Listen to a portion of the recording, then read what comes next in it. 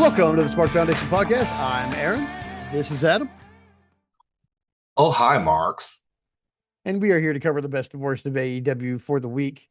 Um, I would be remiss if we did not start this show off by saying that we are very sad to hear the news about Rebel and that we are praying for you, dear, and we hope you come through this. ALS is some serious business. Some Yeah. people that I work with in the music industry that I hold very dear. One guy specifically lost his father to ALS in the last couple of years, and it was kind of sudden in this way because, like, we don't know how long she's actually been diagnosed. We only know that she's, let us into her personal life at this level to let us know that she's been diagnosed with terminal ALS. But my friend's dad that I worked with in the music industry, I worked with this guy's band a lot. They played almost every show that I put on for 4 or 5 years.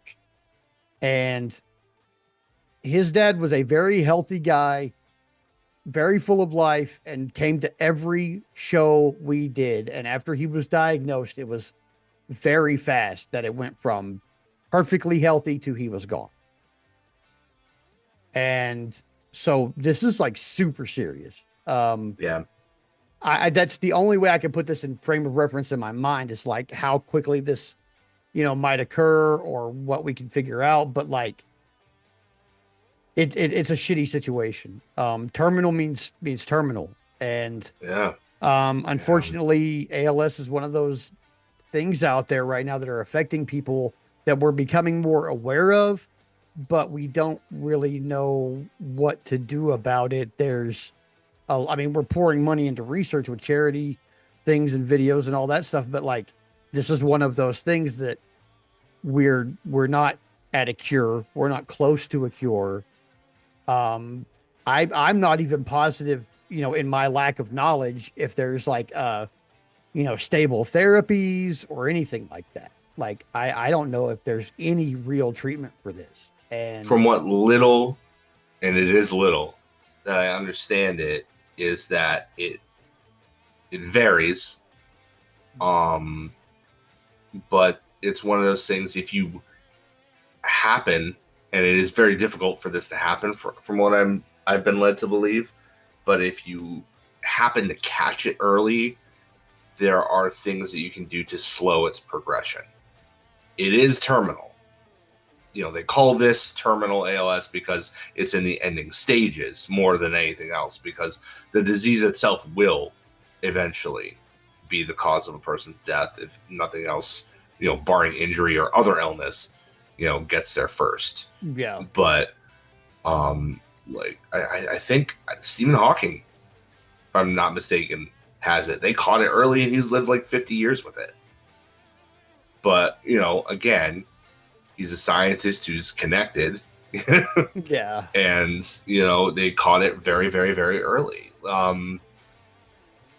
Yeah, this was not caught early. They called it terminal once they got a diagnosis, which means she is very sadly probably not going to be with us much longer. I don't know if you saw the actual video that she posted. I did. I did, and It's gut wrenching. it ripped my fucking heart out, man. It was To so see awful. just the manner in which it has affected her speech already. Hmm. Um, it's really, really bad.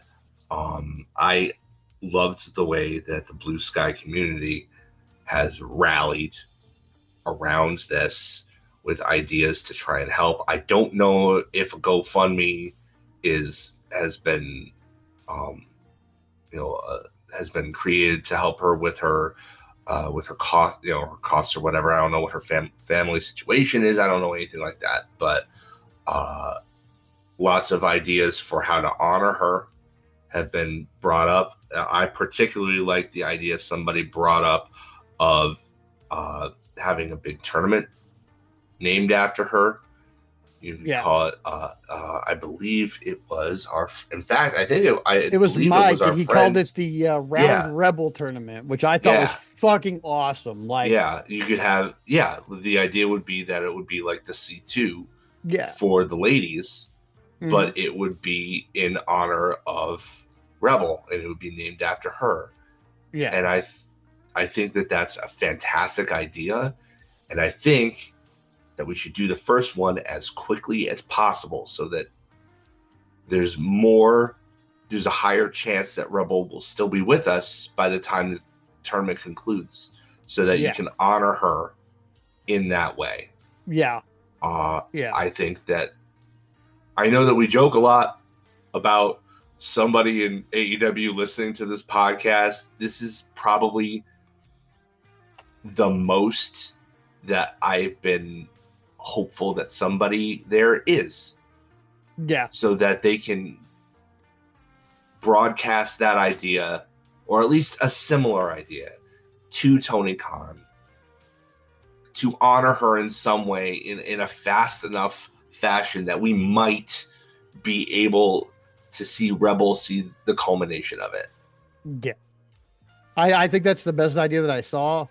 Um, Either way, I don't imagine Tony Khan is not, you know, in contact with her or I mean, he is has been helping. I mean, for like, he seems like the type of boss, as far as I've seen so far, especially with the way he treated Brody's family.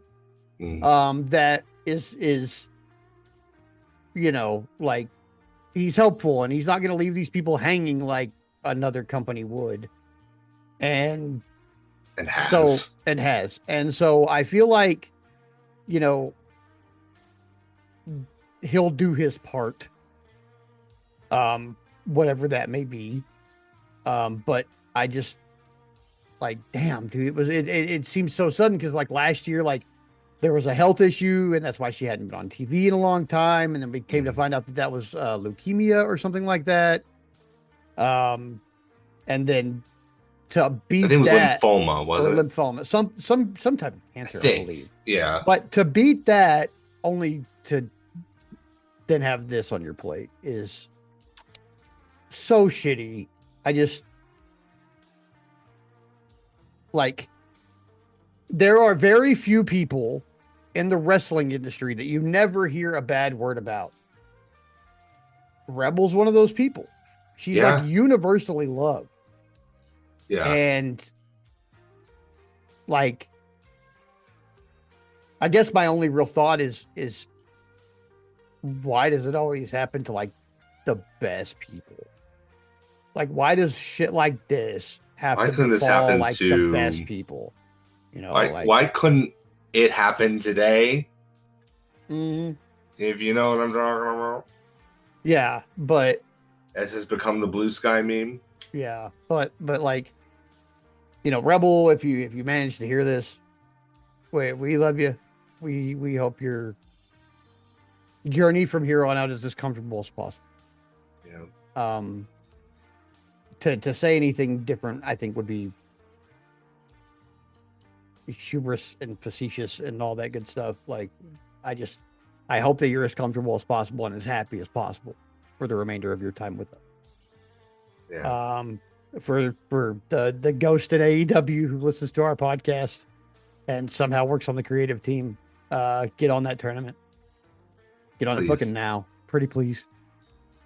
Yeah, that's I don't know what else to say, but I want to make this a completely, down episode of our podcast, but this is how we're starting it, and we do want to make sure that we, send our love and support out because no one should have to deal with this. I Let almost alone. wouldn't wish this type of shit on anybody else, but there's a couple people.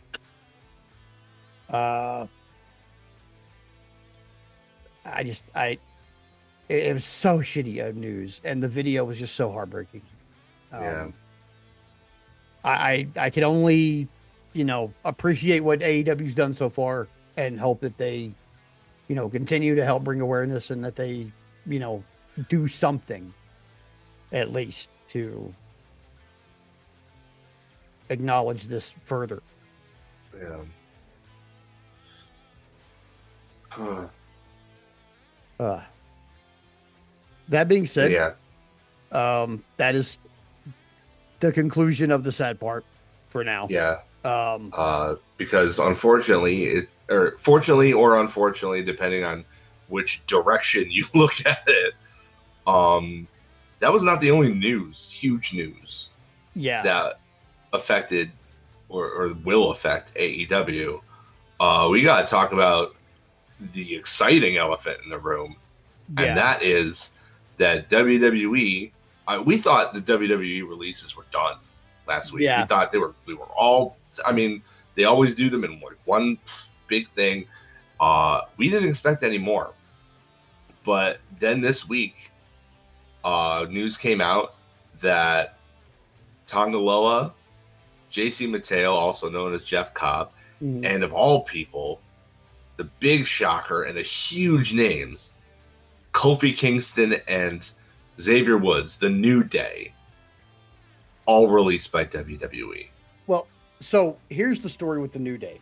Just Right. real quickly, Yes. they did not actually get released; they left because their Yeah. deal ran out. So here, this is why it's so exciting that, and I figured that out this yesterday. There are reports. I forget whose report I read, but um, they reportedly had their deals reportedly expired, and TKO went to move them to the new TKO pay structure. I guess because their contract had extended way before TKO took over WWE. So they honored the contract that they were given by WWE pre TKO run, and then TKO was like, okay, well now that your contract is expired, we're gonna put you on our new pay structure and all this other stuff. Um, Apparently the deal was so significantly less than they were already making that they walked. So Yeah. what that leads me to believe is that there is no non-compete. What I'm seeing online differs from that slightly in that they had already had existing high value deals apparently through 2030, Oh, and they were then still asked to restructure that existing deal, mm. which is beyond insulting. Yeah, But not, I mean, if you know TKO and how they've operated within the UFC structure, not surprising no, not surprising because at they all. don't actually know or care about these businesses that they have acquired. They're No, just they're just venture capital yeah, businesses. That's all they buy up assets, squeeze as many pennies out of them as they can, wring out all of the value they feel like they can to inflate the worth of that property before selling it off to somebody else when they see the writing is on the wall that they're not going to be able to wring any more money out of it.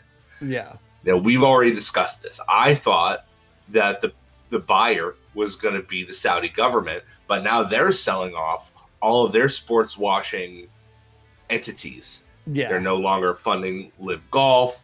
They're no longer funding. I think they sold the soccer league or team or yeah, whatever it something like was. that. Yeah, Uh, like they're. I think a lot of it has. I don't think all of it has to do with it, but from what I understand, a lot of it has to do with it. You know, the actions of the president completely, messing with Iran and completely destabilizing the area yeah, to the point where Iran is trying to hit any U.S. base we have in the region, yeah, making the surrounding areas by proxy dangerous places to be. yeah, Uh, Now, the Saudis obviously have more money than God. They could afford the WWE if they wanted to buy it regardless. But that is not their priority right now. Their priority is protecting their. I would say if it was like a government that gave a crap about their people, protecting their people, but really protecting their interests. Yeah. That's the cynical part of me speaking up and probably being right if I had to guess. Yeah. Saudi, the Saudi government and the monarchy has never traditionally really gave a crap about the actual people.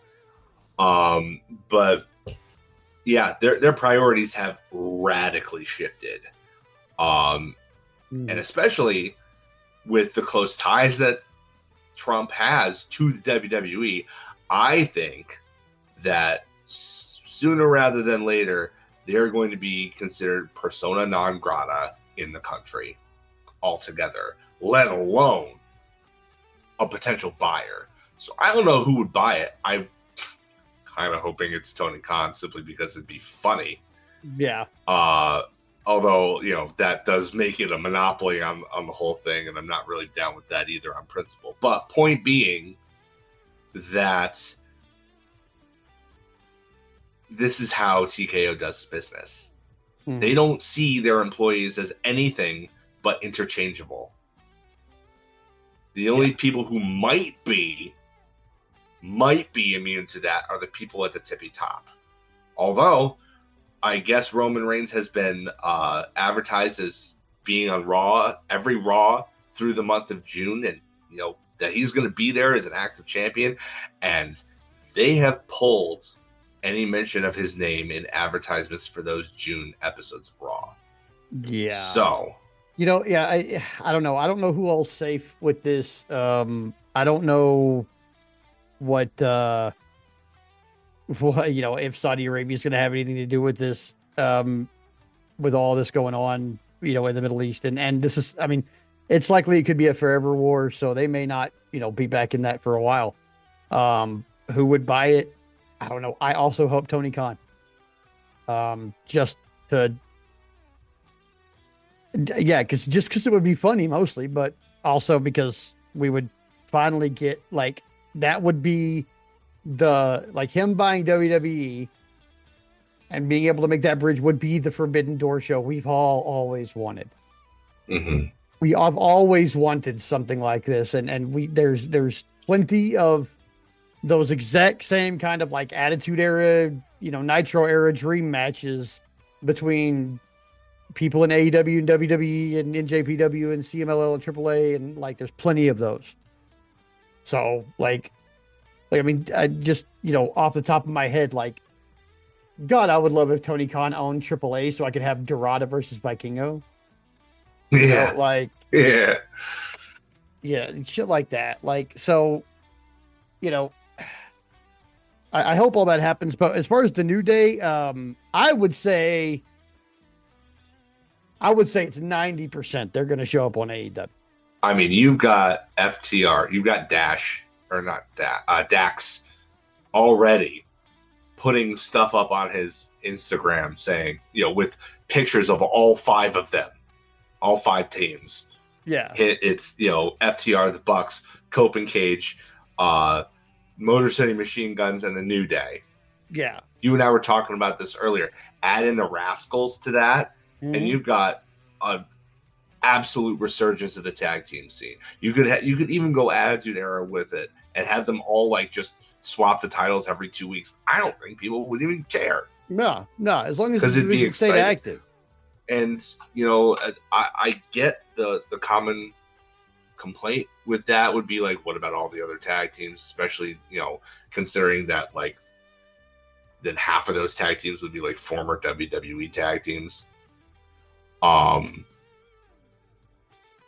Well, my answer to that is put them in the trios division, because that has literally no stories surrounding the titles, except with, as we'll see later, people who are already champions, which is a problem. It's a problem. So why don't you just make trios out of those folks and heat up that division at the same time?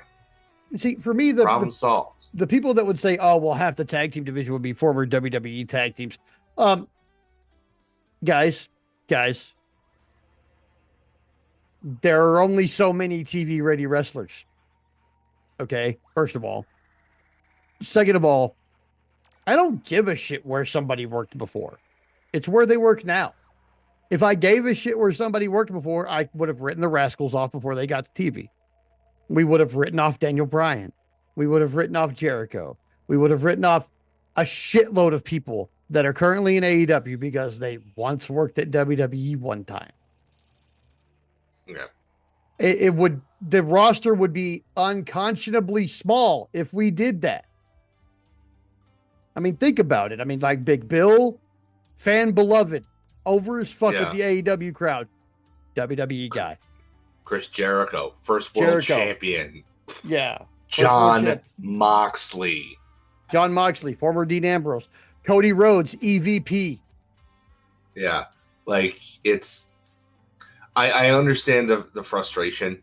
There are a lot of people on this roster who have been here and been putting in the work and paying their dues since the beginning. You know, Dark Order represent, but like at the same time, how do you not jump on the New Day? Yeah, how do you not? They're bona fide stars. Yeah, I mean, like if this was like heavy machinery or something, they bring with them a unique opportunity because they have a fandom outside wrestling because they're avid Twitch streamers. Yeah, dude, imagine throwing Austin Creed in with Chugs and like AEW Gaming. Yeah. Like up, down, down, and AEW Gaming together. Like, holy shit, dude. Like, that'd be fucking wild. I feel like this is too good of an opportunity to let go. You need to sign them. You need to sign. And ironically enough, I think that while the Motor City Machine Guns were probably going to get a look, now that the New Day are on the table and you have this opportunity to really bolster the tag team division this much, I think it's almost a guarantee that we get the Machine Guns too. Yeah. I want to see both. The New Day going on the market actually helped the Machine Guns in this respect. And like, honestly, it doesn't even matter to me if you sign them each to a year and have them run the gamut of all the other tag teams. So we just get all the matches because we know Tony Khan likes to do that. He wants to make sure that we get what we want out of these signings before they get injured. If that happens, you know, hopefully it doesn't, but it has happened a couple of times where like we've signed somebody, they've come in, we've been like, man, look at this dream match on the horizon. And we have, even in some cases, have yet to get there because that person got injured. So Tony Khan, to his credit, like has been bringing people in and just going for example, it with them. The timing on the rematch that we thought we would eventually get between Bryan Danielson and Kenny Omega will never happen. Never. It'll never happen. Like because of just injuries. You got to get those dream matches out while you can. Yeah. And this is a great way to get a bunch of them. FTR and the Machine Guns, FTR and fucking New Day. New Day versus Top Flight. Can you imagine New Day versus Top Flight? Like that's my one. That would be That's great. my one. New Day versus Top Flight. Jet Speed. Oh, dude, the Machine Guns and Jet Speed.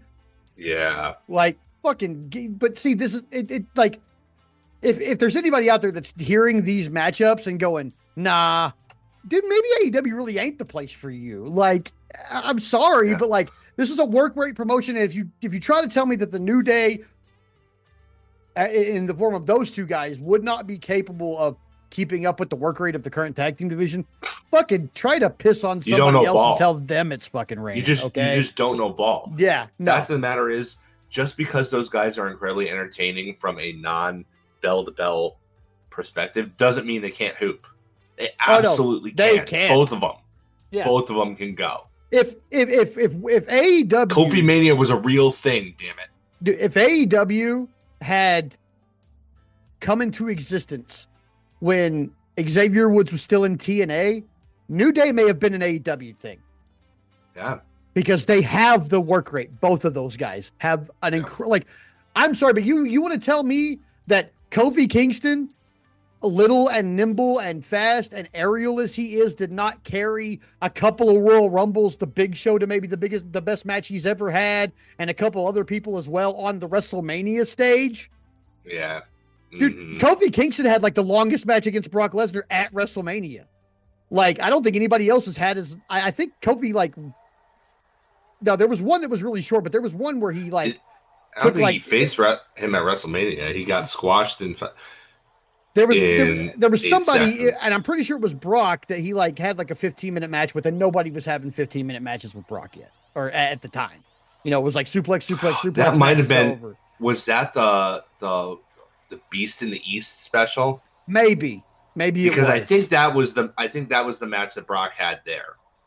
Yeah, I And it think was a so. heel New Day, and I think there were lots of shenanigans from the Hmm. outside, if I'm not mistaken. But still, like, to tell me that Kofi and Xavier Woods weren't great people, out of your mind. You don't know ball is a great way to put it.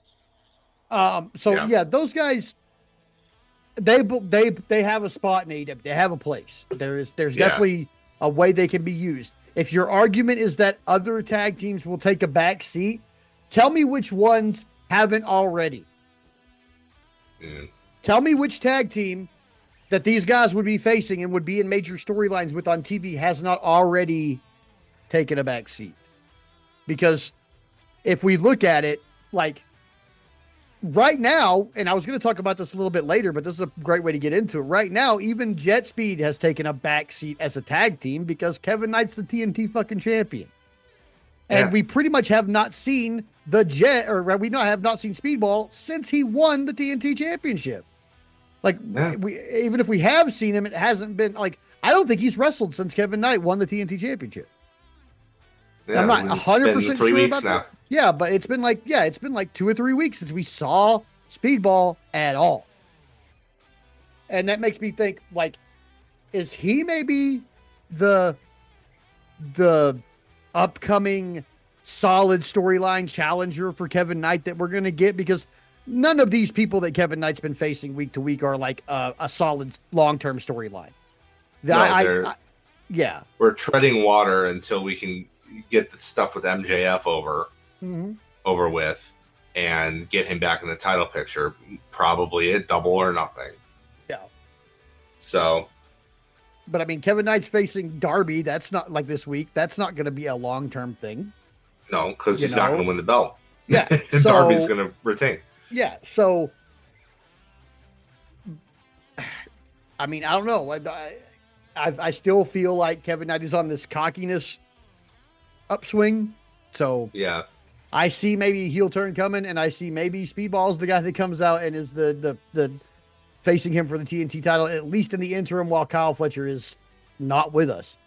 And Yeah. honestly, if it were me, when Kyle Fletcher comes back, he'll be in the world title scene. He won't even bother coming back to revisit the TNT. It depends on how quickly he recovers. Like if he's back this week, like there's no reason to insert him in the world title picture. Mm. But if it's 8 months down the road, yeah, absolutely, 100%. There'll be room Exactly. for it then. So yeah, let's. So yeah, that's that's just what I'm thinking about. But like, yeah, as far as New Day, Motor City Machine Guns, sign them now. Yeah, Sign them Yeah. now. Give them a year-long deal. Let's get all the matches out of the way. And if they don't have a place after that year is over, let them go. I'm not advocating for anybody to lose their job, but I also, it's business. Like we want yeah. some I mean, matches. address it up front. Yeah.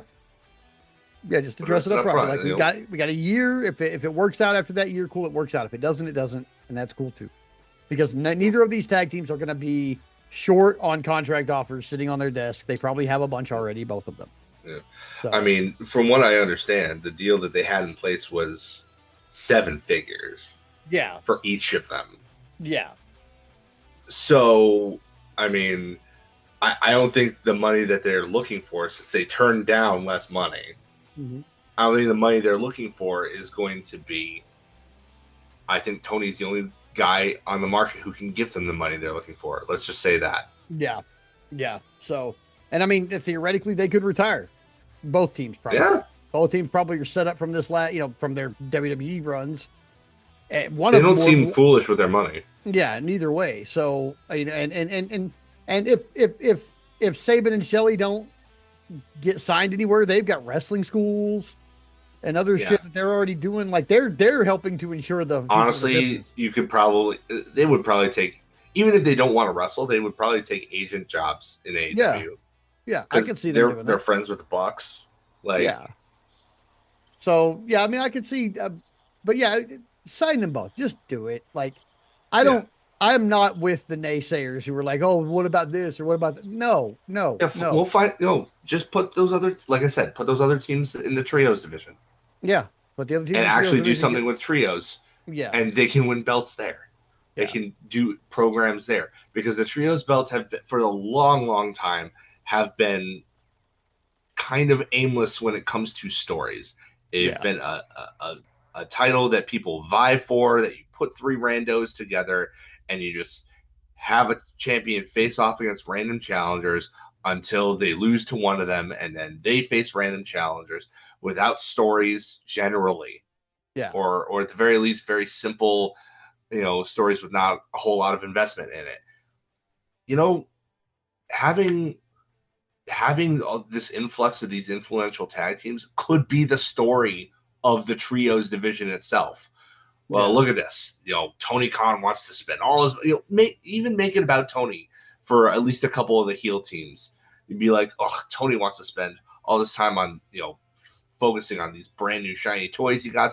Fine, we'll go chase the trios belts and we'll make him notice us or whatever. That Make right it a there would be story. great for a Don Callis promo. Make it a Right there. storyline point, for Don Callis God's be like, sake. we've been trying to break into the tag team division, and now Tony has his new toys, and so I'm gonna put a trio to, like, we're gonna put RPG Vice with Archer. Archer, yeah, and Yeah, put him that's with the gonna be a big guy. trio, yeah. So yeah, I mean, I can see that, and that would work. It would work. Um, AEW, of course, already needs 2 more hours of TV a week, but I think that I think we've harped on that enough. I think we're on the precipice of getting a third hour Dynamite. I hope so, because we could fucking use it. But if they do that, I'm gonna repeat what I said on Blue Sky about it. If we don't get more women's matches out of that, I am going to be very upset. Yeah, with that extra time. If you have that extra time, you need to focus on the women a little bit more. Yeah. You should be doing that now. There's no reason to not do that now. Yeah. I mean, I know that Tony likes I think the biggest thing is he likes the competitiveness, that aspect of the wrestling. He doesn't really like short matches, unless they're, your random enhancement talent. Like Sky Blue had an enhancement match because it happened to be in Illinois, in her home state. Yeah. Like, that's the only reason she got a squash match. Yeah. Like, giving her a win at home, she hasn't had one in like 100 and something but days. like, other than that, like, he's allergic to matches that don't go past 15 minutes. Yeah. And I think that's his biggest stumbling block, is because he wants to make everybody look good and competitive to the point that it's being a detriment to how many people you can have on the show. Yeah. Now, I'm not saying that I want a whole bunch of 3-minute attitude era matches. I'm not saying that. But you can shave off 2 minutes here, 3 minutes there, and make room for an entire extra women's match in there. Yeah. Yeah. They don't all need to be epics. Right. With that said, let's go ahead and get into Dynamite for the week. Yeah. Because there's quite a bit going on between Dynamite and Collision this week that I want to talk about. But for sure. We got Dynamite coming at us from Fairfax, Virginia. Spoiler alert, no fucking Hangman. Yeah, I thought maybe they would do it, but this is the second time that they've gone to somebody's hometown this year and haven't pulled the trigger on a hometown return. Yeah, so, and I have a thought about that too, and we'll get into it a little bit later when the other thing happens. But we kick off the show with our TNT Championship match with Kevin Knight versus MJF, and I thought this was great. I thought MJF gave Kevin Knight a lot, and he took advantage of everything he was given. Yeah. MJF very much working the ring general role in this match. Mm-hmm. Kevin Knight very much the green younger guy, but also matching the work rate of MJF, who, despite anything else I might have to say about him, is a solid professional wrestler. He's a great professional wrestler. So I really, I mean, I have no problem with his in-ring work at all. No notes. uh, No notes. but yeah, this was a Uh, really great fucking match, man. yeah, this is great. They have excellent chemistry together. Uh, it faked you out because he worked over the leg the entire for the second half of the match, right? Uh-huh. But it was such great storytelling because eventually he had it. Like, if he had just stayed the course, MJF would have won. He would have become the TNT champion. If he had just continued to work the leg, he probably could have locked in a figure four or another half Boston Crab towards the end, and he probably would have gotten him to tap. But no, he's MJF, and MJF, when forced with even a little bit of pressure, he just has to cheat, man. Yeah. And so he goes for the diamond ring. He makes a distraction. He goes for the diamond ring behind the ref's back. And then, because he made such a big deal out of it, it justifies the this, what do you call it? Oh, why can't I think of the term? But it justifies the low blow that Kevin Knight gives him to intercept it.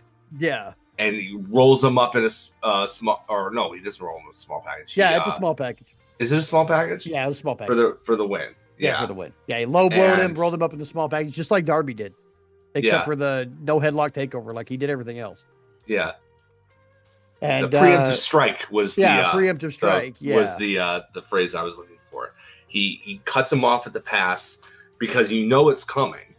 It's like, finally somebody watches the show. Finally somebody studied MJF and knows his tendencies now. Darby laid it bare. If you get him ahead of time and cut him off at the pass of cheating, you're gonna have a better opportunity to win against MJF, even if he is prepared or not. Because MJF, at the end of the day, is still, for all his bravado, is still deeply insecure. Yeah. And as much as he brags about being better than you and you know it, he does not truly feel that way. Because if he did, he wouldn't have to resort to all these extrajudicial methods, let's call them, of getting the victory. After the match, MJF attacks him again, and this is where I have an issue, because as awesome as it is to see Darby rappelling from the ceiling like Sting, why was it not Speedball? We saw him come out with Kevin Knight on the ramp during his entrance. We know he's there. Mm-hmm. It's not like, it's not like we don't. You could write it off if he didn't come out during that entrance. Like, oh, he must not be booked tonight, so he's not there to help his friend. No, we saw him 15 minutes ago. We saw him. Why is he not the one making the save? I don't know, but completely missing from the rest of the show. Also, never addressed it. Never addressed it, and maybe they will. Maybe this is on purpose so they can bring it up later if these two have a program with one another, and that can be a key point. Right now, it's unresolved plot hole. Yeah. That said, again, Darby rappelling from the rafters like Sting, rule of cool, kind of overrides that. Yeah. I'll take it. And he clears MJF out, and he's on the ramp, and he's great. That was. Oh, I didn't even want that belt anyway. Like, I wasn't trying. I wasn't trying. If I was actually trying, to be an easy dub. The whole thing, the whole deny insecure thing that he is. So I mean, if he's not going to progress, at least there's consistency with this character. Yeah. But and so he demands another world title shot against Darby because that's the one he really wants. And Darby once again reiterates what he told MJF last week. No, you need to put something on the line first, because this guy beat you. If anybody, it's this guy, Kevin Knight, who deserves the shot. So he says that he will give him a shot if he survives Brody King, who then comes down, makes a mean mug face at MJF on the ramp before getting in the ring and getting right in Kevin Knight's face and says, "Sorry, but it won't be him you're facing. But when I win the belt tonight, I will still honor the title shot that you've definitely earned." So now it's all these baby faces colluding with each other to ice MJF out of the scene. Yeah. Which is great. I love it. I love that. I really enjoy it because it just pisses MJF off so much. Because he's finally kind of getting some comeuppance. Yeah. For all of his terribleness. Now, the big question is, will he learn anything from this? The answer, of course, is no. No. I have no faith that he will learn anything from this, as interesting an arc as that would be, and as I've been beating that drum for the past several months. But at the very least, he's finally getting a little bit of comeuppance for his chicanery. Yeah, a little bit. After that, we've got Renee Paquette backstage with Cage and Cope, and she's asking about Cage's fractured arm, and he says his arm's fine. There's no need to worry about it. And then she asked Cope about FTR adding the I quit stipulation. But Cage grabbed the mic and said, "We accept." Cope responded by saying that it's a quick response and that Cage's history with I quit matches, is not very good. And Cage is fucking hilarious. He's like, "I never said I quit."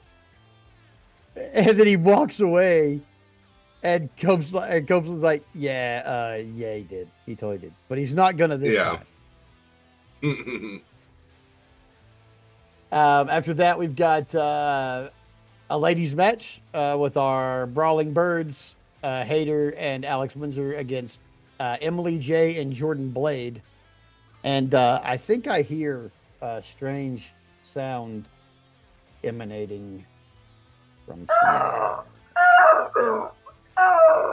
Oh, look up in the sky. What is that? It's a giant condor. Oh my god. Yes. Giant condors of the week. Emily J and Jordan Blade, who just get mollywops. Just mauled here. Oh god. Completely just utterly dismantled by the Brawling Birds. It's good to see Hayter back. From whatever minor injury it was that she had. It was just a good kind of reestablishing that, okay, we're gonna focus on this again. Yeah. It's fine by me. Yeah, I mean we know the end game here. Yeah. We know the end game here. It's good. I like where it's going. Keep it on that path. Yeah. After that, we've got Sky Blue and Tekla backstage, and Tekla without Julia for some reason. Yeah, no Julia. I'm not sure why. But Tekla said she keeps getting asked why she calls everybody dumb bitches, and she says she wants to stop, but there's too many dumb bitches in AEW. That's as good enough an explanation as anything, and all that I need. Yeah. God, Tekla is just. She's a revelation, isn't she? She was already awesome, and as champion, she's incredible. Yeah, she's really good. She's like one of the best things on the show. Seriously, top 10 AEW hire in history, maybe top 5. Maybe. Like, that covers a lot of ground. They've hired a lot of people over the course of AEW, but man, she is earning her keep. Yeah. I can't wait to see what happens when Tony Storm comes back between these two. Like, it's going to be oh my god, some epic shit. I miss Tony with all my heart, but Tekla is doing her best to carry this division, and she's doing a great job. Yeah. I wish there were more stories in this division, but as far as being a worthy champion, Tekla is everything you want for a heel champion. Right. After that, we've got our AEW International Championship match between Okada and Ace Austin of the Bang Bang Gang. And, man, I thought this one was really good, man. I like that Austin's getting some more TV time because there was a while he wasn't on. But, yeah, this was definitely a clash of styles. AEW Okada is funnier than he ever was in New Japan Pro Wrestling, but he does work a little bit more deliberate style than he did. You know, it's a lot slower. It's not as dynamic as his New Japan Glory days when it was basically just him against a whole bunch of other hoopers. He doesn't have to do as much here, but it really does. It really is. It's a stark contrast when you put him in the ring with somebody like Ace Austin, who is very unique and has a lot of different stuff that he does that nobody else does. I loved the first spot with the one-handed handstand to avoid the swipe that he did, and Okada's like, ugh, and then he claps in appreciation, and then he walks around and then gets a kick through. What is it? A kick through the turnbuckles or something like that. Yeah. And then later, it would repeat the spot, but it would be his Ace Austin's normal spot where he would, avoid it with a handstand and then kick him in the face. So no, I thought it was a great little spot there. Ace Austin, all gams. Dude, God. That guy's not missing leg day, is he? No, no, he's not. Look. It's just like doing the squats on the DVD, just like crazy, like dude, absolutely nuts. He reminds me, like, he's such a great professional wrestler, but he always reminds me of that picture of the cyclist dude with like the super big legs and the tiny upper body. Oh, you ever seen that? Yeah. I'm like, but at the same time, like, fantastic wrestler, like just so good. For sure. And we'll I have talk no about idea that what his promo ability is like. No, it's okay. He doesn't get a lot of promo time. But he doesn't get a lot of time. That whole crew needs more time because Juice needs more time period also. So, yeah. But yeah, this was a really good match. Okada picks up the win. I think it was the third attempt at a Rainmaker too. Yeah, if I remember. Yeah, because he kept blocking with his feet and stuff. Yeah. Yeah, like really, I think he ducked one and then he did like a weird blocking thing with his foot. Yeah. I think that was first, actually. I think he blocked it first and then ducked the second one. Eventually, Okada hits a tombstone and then a Rainmaker for the win. And, like, good, another good match.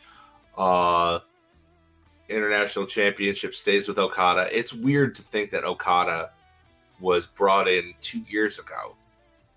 And with the exception of the first 3 weeks of his tenure as an official AEW wrestler, the exception of those 3 weeks, he has had a belt the entire time. Yeah. Well, that's going to come to an end in a couple of weeks. Crazy. He's got 21 days left with that title. Yeah. Oh, he better. I want to see Konosuke Takeshita take that belt off of him. Yeah. I'm going to see it live, and I'm so excited. I'm still jealous. After that, we have we go out to the old West town that we always see Bandito in.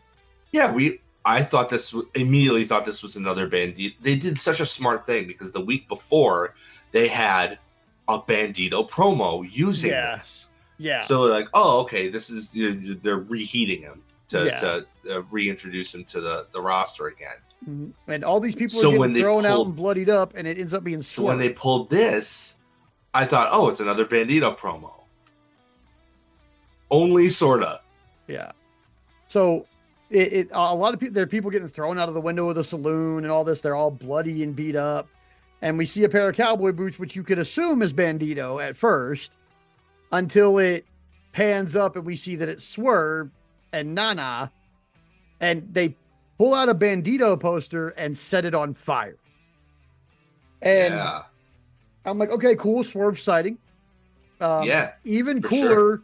It looks like he's going after Bandito, which is going to be some banger fucking matches. Yeah. But also, it led me to think about this.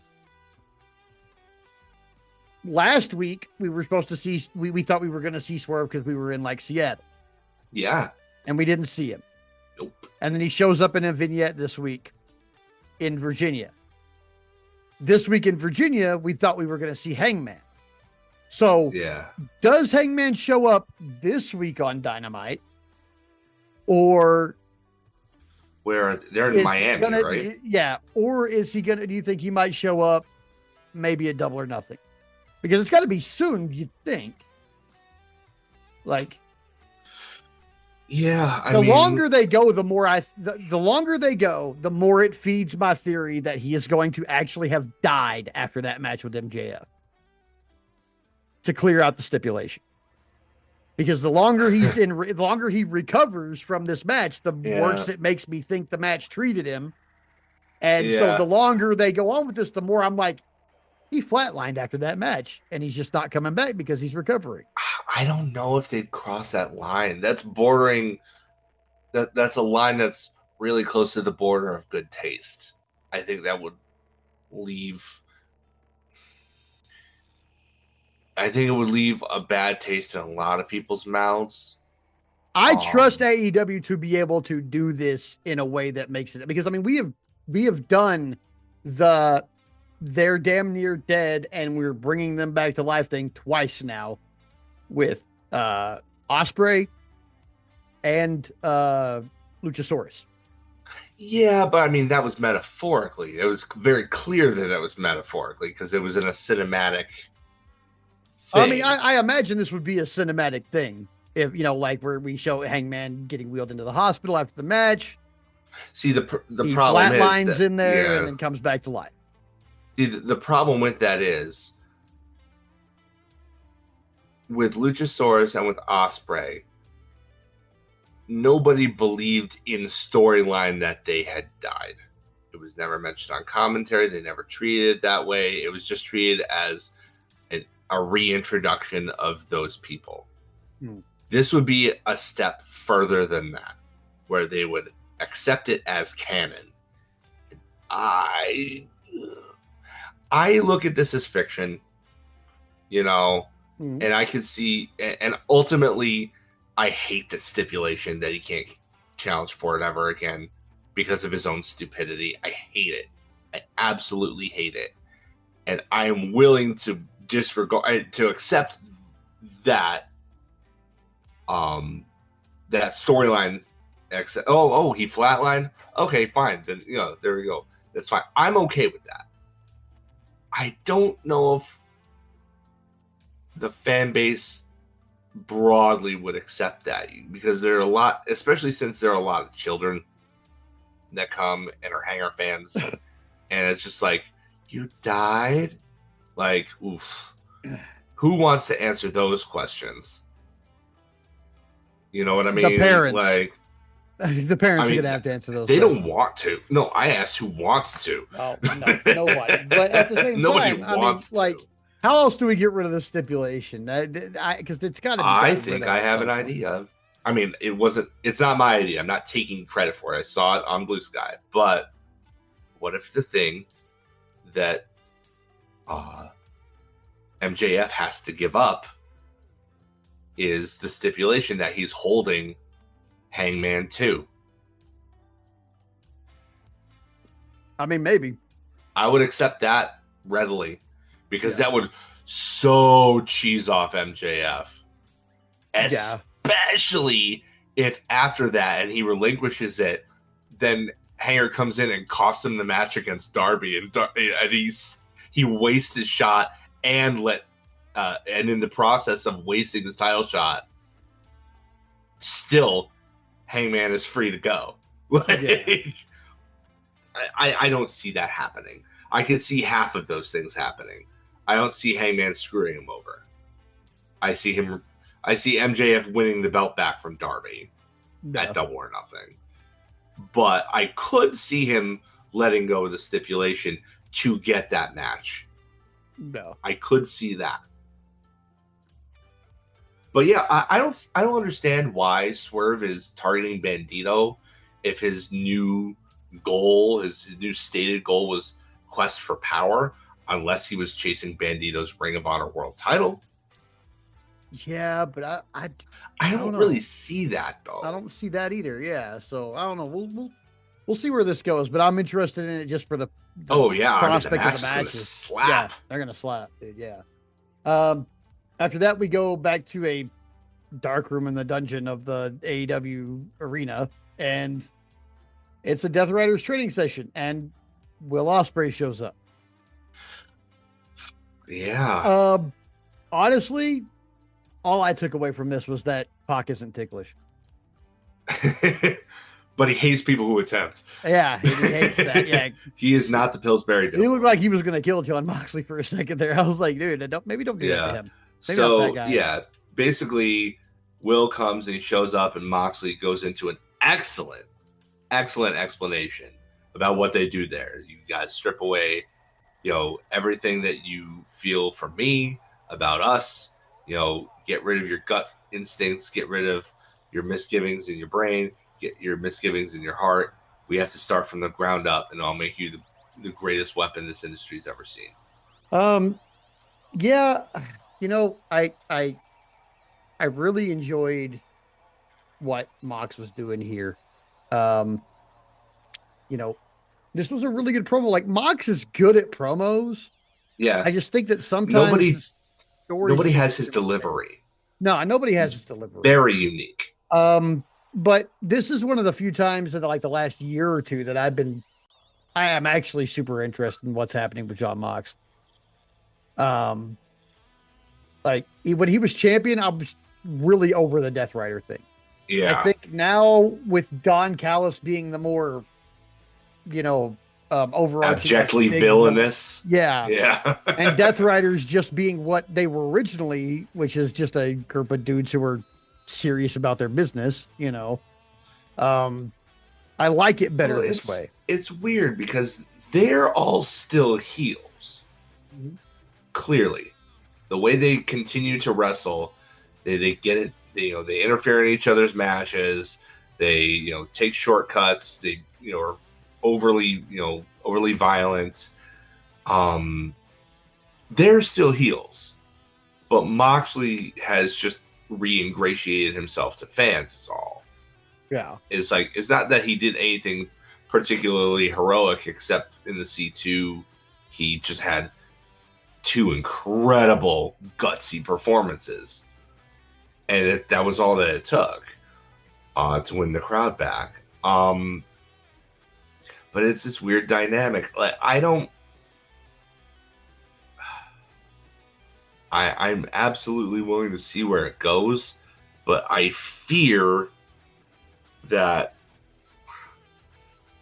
Will Ospreay as a Death Rider just doesn't seem to fit.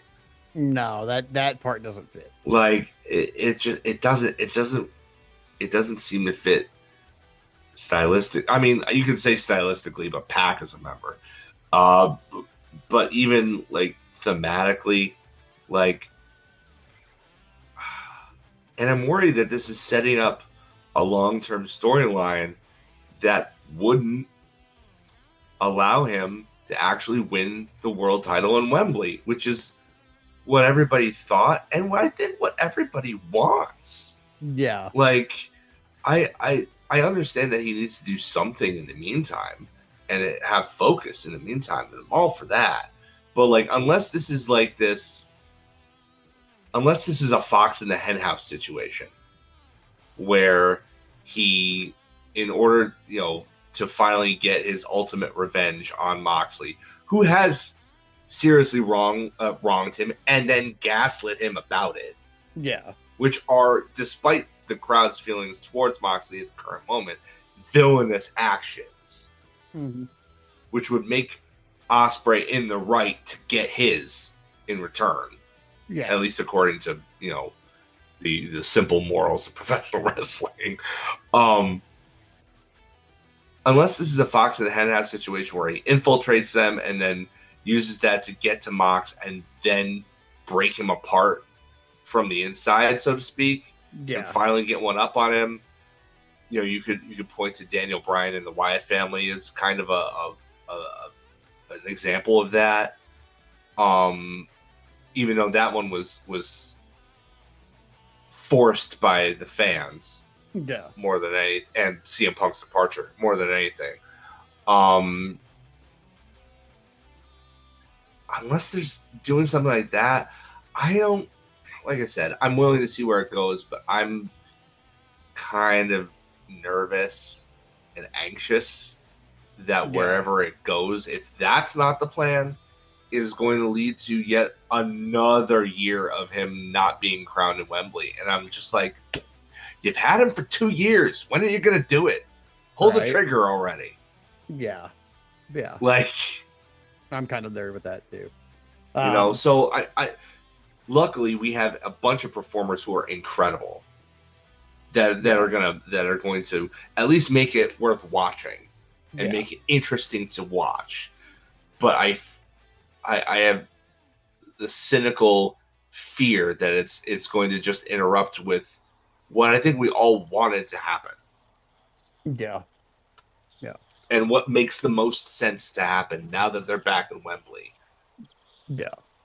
They haven't announced next year's All In where it's going to be, whether it's going to be at Wembley again or whether it's going to be stateside. So, if man, if it's stateside, then when do you do it? Yeah. You wait another 2 years? No, No, I don't think we wait 2 no. years. Take advantage of the situation that you have, Yeah. right?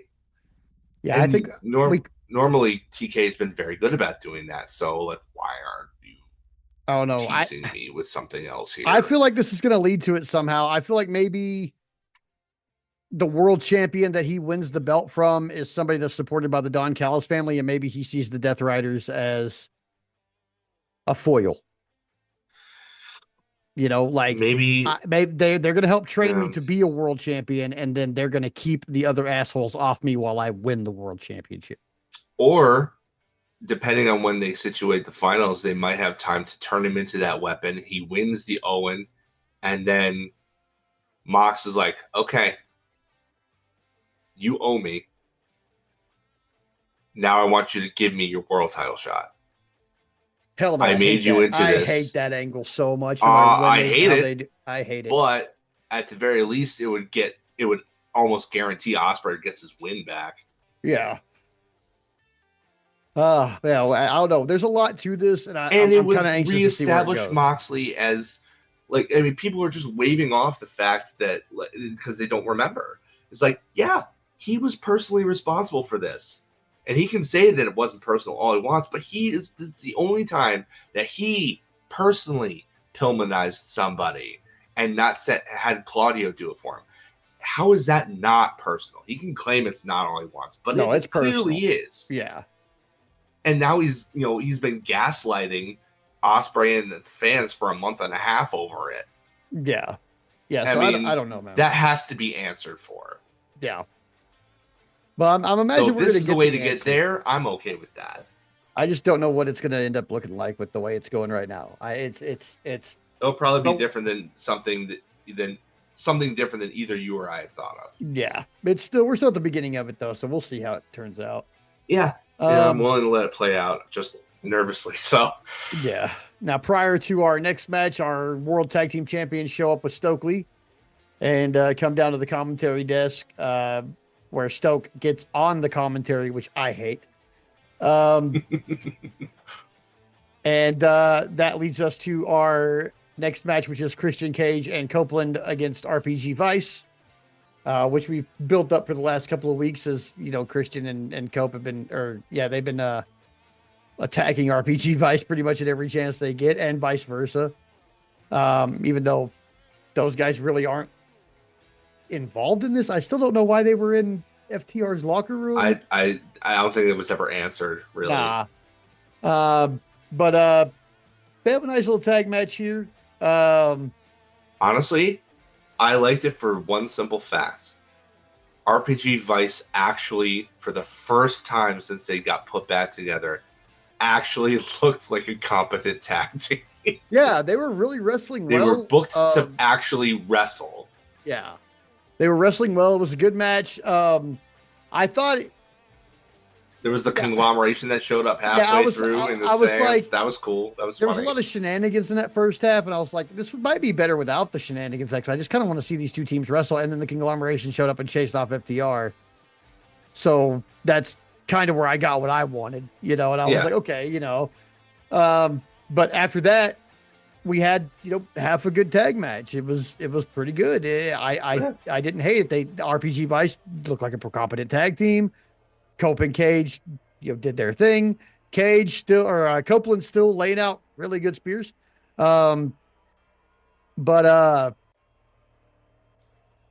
see. He got busted open, right? Who was it? I think Cope did towards the end. Or am I thinking of a different match? I might be thinking of a different match. No, that was on Collision, I think. Oh, I know Yuta did, but Yeah. I think why do I remember Cage or Cope doing that too?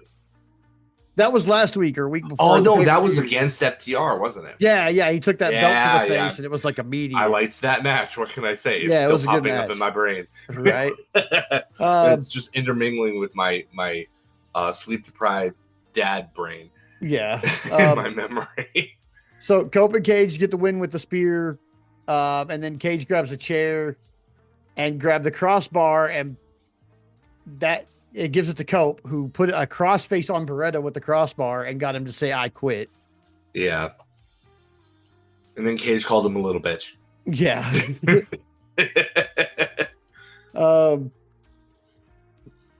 After that, we go backstage to Renee Paquette, and she's with Jericho asking if Ricochet was right to say that the Rico salt is better than the Lion salt. They're the same move.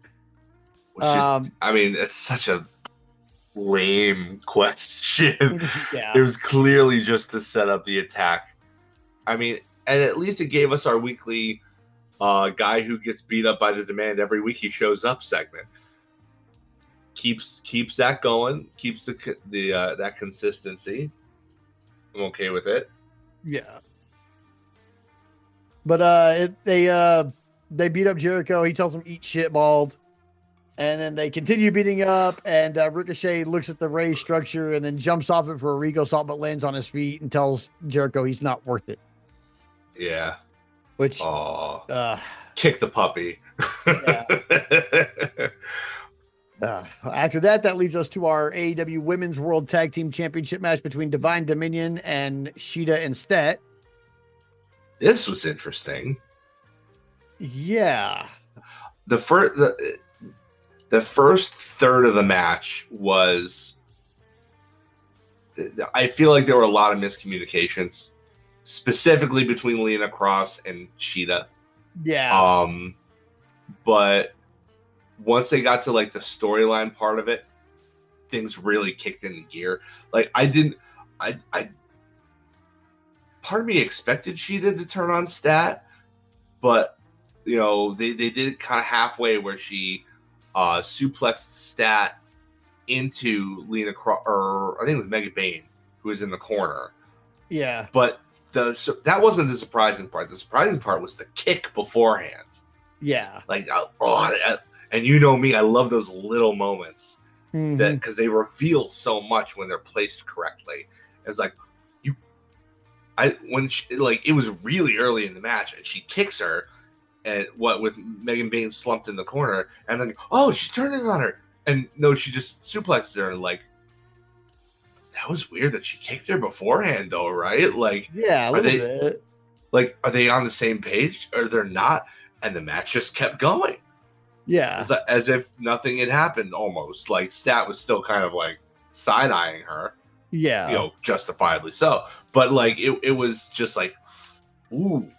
Ooh, I like that. There's that little bit of an accent on it. It's just that makes it's like a little seasoning. Yeah. It was a great. That was my favorite moment of the entire match. Was that one kick? Because that said more than anything else in that match. But from that point on, it was pretty much smooth sailing. They cleared out their communication issues, and they had a pretty damn good match from then on. Yeah.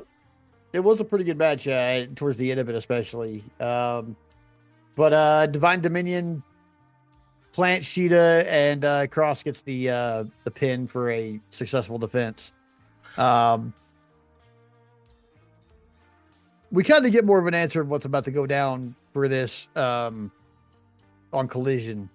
Yeah. So I guess I'll probably talk about this more then, but we kind of already see the writing on the wall. I don't know why they're being so coy and slow with it. Yeah, I don't know either. But Yeah. Next was this backstage segment with MJF and Andrade El Idolo. Oh yes, this thing. Andrade somehow, I don't know if he's got somebody in his ear or he just is suddenly more aware this time around of the meme culture that surrounds AEW. But he fully leaned into the memes about him. Yeah. Like he's getting there. He's getting interviewed by Renee, and he's there with Don Callis, and he's in his whole like detective getup, and with the hat and the coat and the whole deal. But MJF interrupts, and it's great because it's another one of these interconnected things. It reminds you that this is a whole world that has all these people that don't have just one relationship going on at any one time.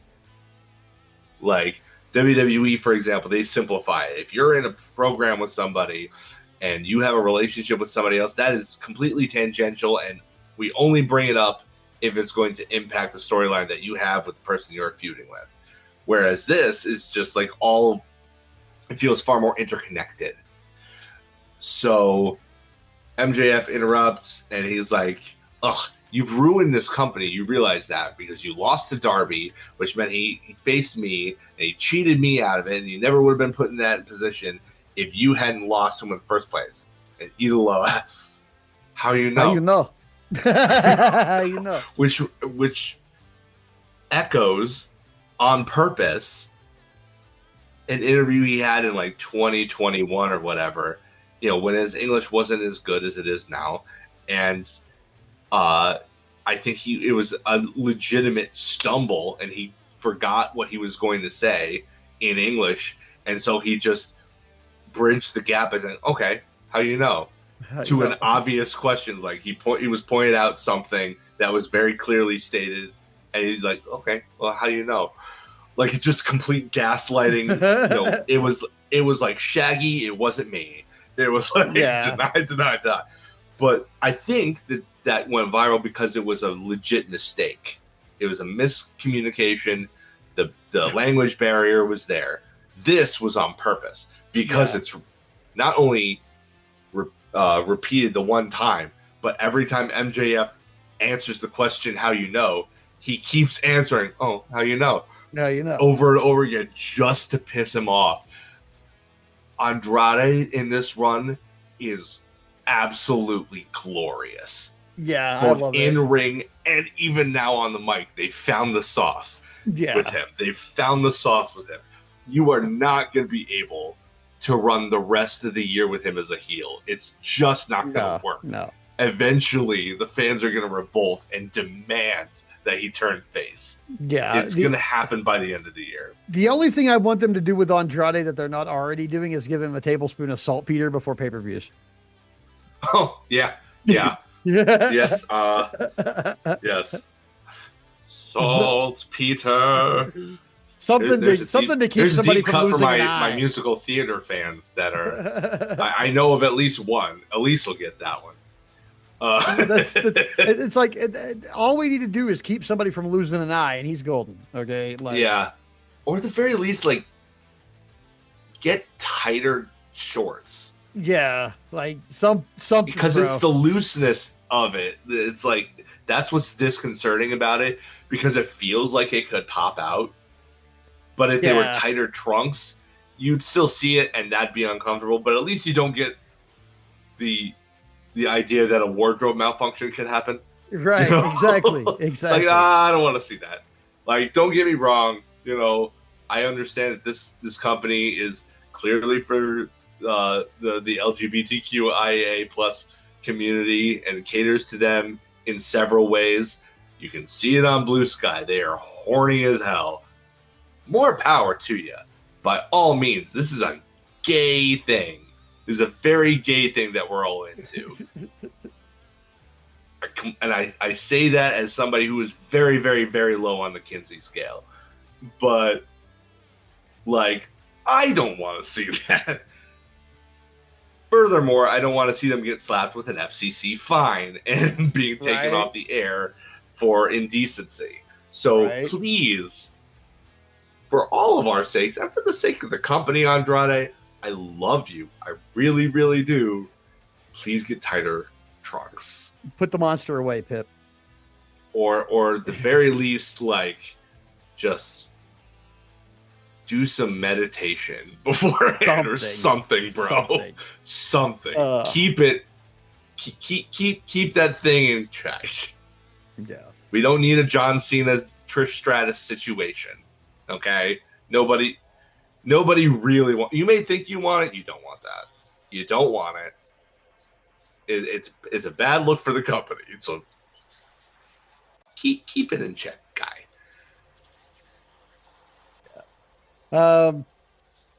After that, we've got another quick squash where Roosh takes on Stephen Forte.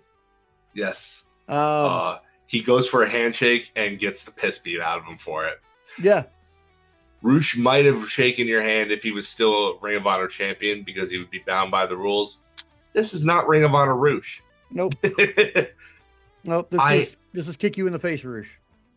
I feel like, this isn't the last match wasn't a squash with Adam Priest, but this is the second time that he's in a row in a weekly that he's been featured on the show in a singles capacity. Makes me feel like they're getting ready to do something with him. Maybe. So we'll see what I'm okay. I'm you know me. I feel like Roosh gives something unique with his intensity. Like he feels like one of the only characters on the show who's real, who's authentic. Yeah. It's like him and Eddie Kingston are like the realest dudes on this fucking show. You don't want to mess with Roosh. You will get the horns. You will absolutely get the horns if you mess with that bull. But there's something, that's what makes him special, is that he feels very authentic in his love of violence and just beating MFers up. Like, yeah, I love it. Push. I don't know if they might even be going in a face direction because he's getting a little bit of a face reaction from the crowd. I don't think he works best as a face. I think he works best as a heel. So maybe make him be the guy who enters into a longer term program with Jack Perry, national title. Maybe that might be a good one. I mean, Jack Perry works best as an underdog babyface, and Roosh is so intense and so violent. Yeah, that you could really get a good fight from underneath match out of that. Yeah. And a great performance from Jack Perry out of a match with Roosh, I'm pretty sure. Yeah.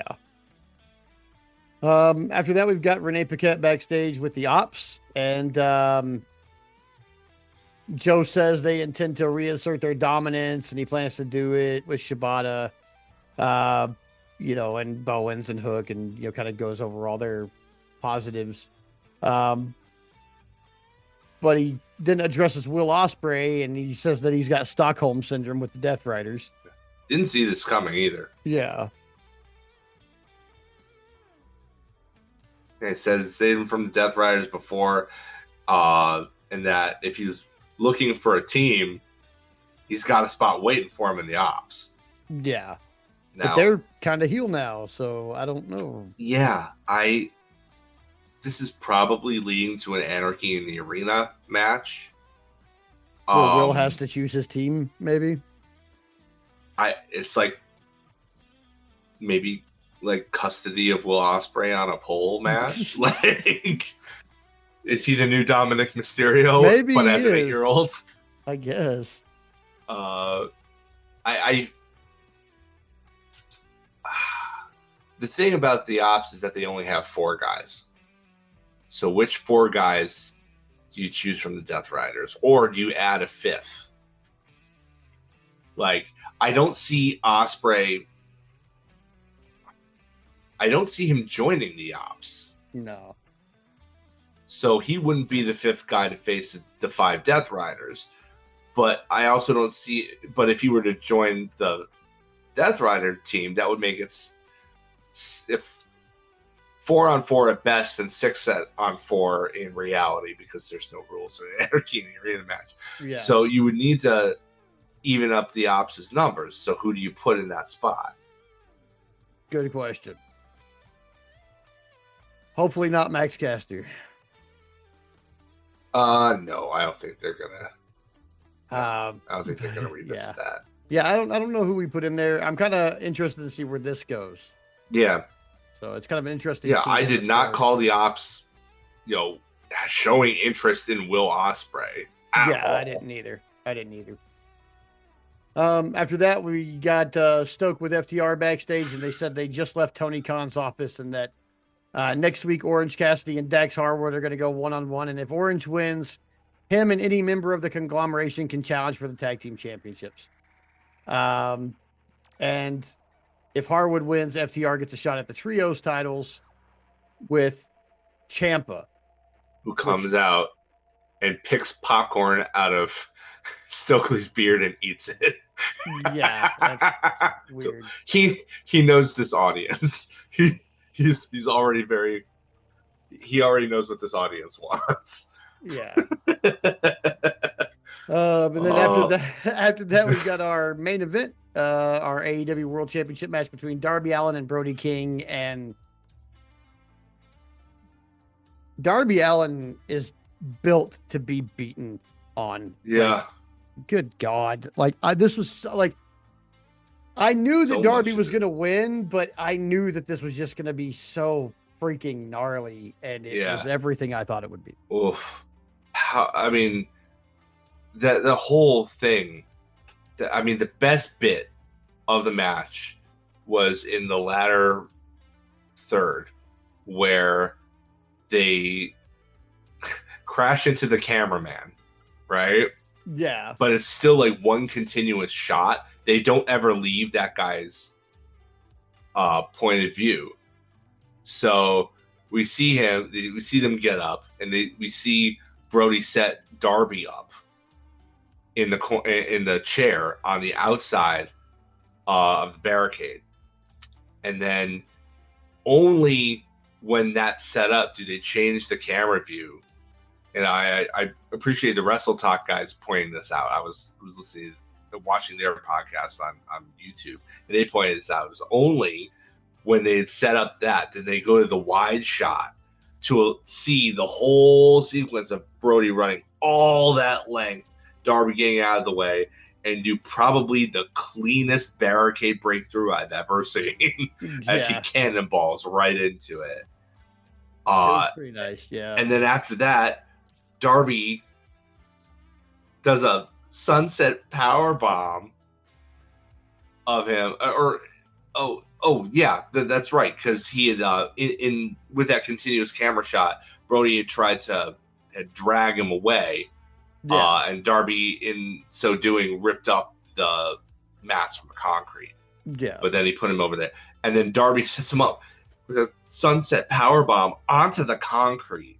300 pounds just whack right onto the concrete. Goes up to the second turnbuckle, coffin drop to him onto the concrete. Brody King barely beats the count, gets hit with 2 coffin drops, and it's over. Yeah. And this was after they beat each other pillar to post. Like, it was just destroyed literally, very, very literally. Yeah. These two have ludicrous chemistry with one another. Some of the best David versus Goliath type wrestling you're going to see. Yeah. I thoroughly enjoyed every second of this. I was like, man, I was locked in. This was just great. Oh, so good. It was so good. I think, Darby's not here for a long time. He's as champion. He's here for a good time. And we're getting a good time. So I'm okay with it. Great time. Yeah, me too. But yeah, that was Dynamite for the week. Dynamite was really good. Another really, really good. Yeah, another really, really They've good been Dynamite. really hitting it out of the park lately. Yeah. And with that, before we head on to Collision, I think we're going to check in with Ship Lippman.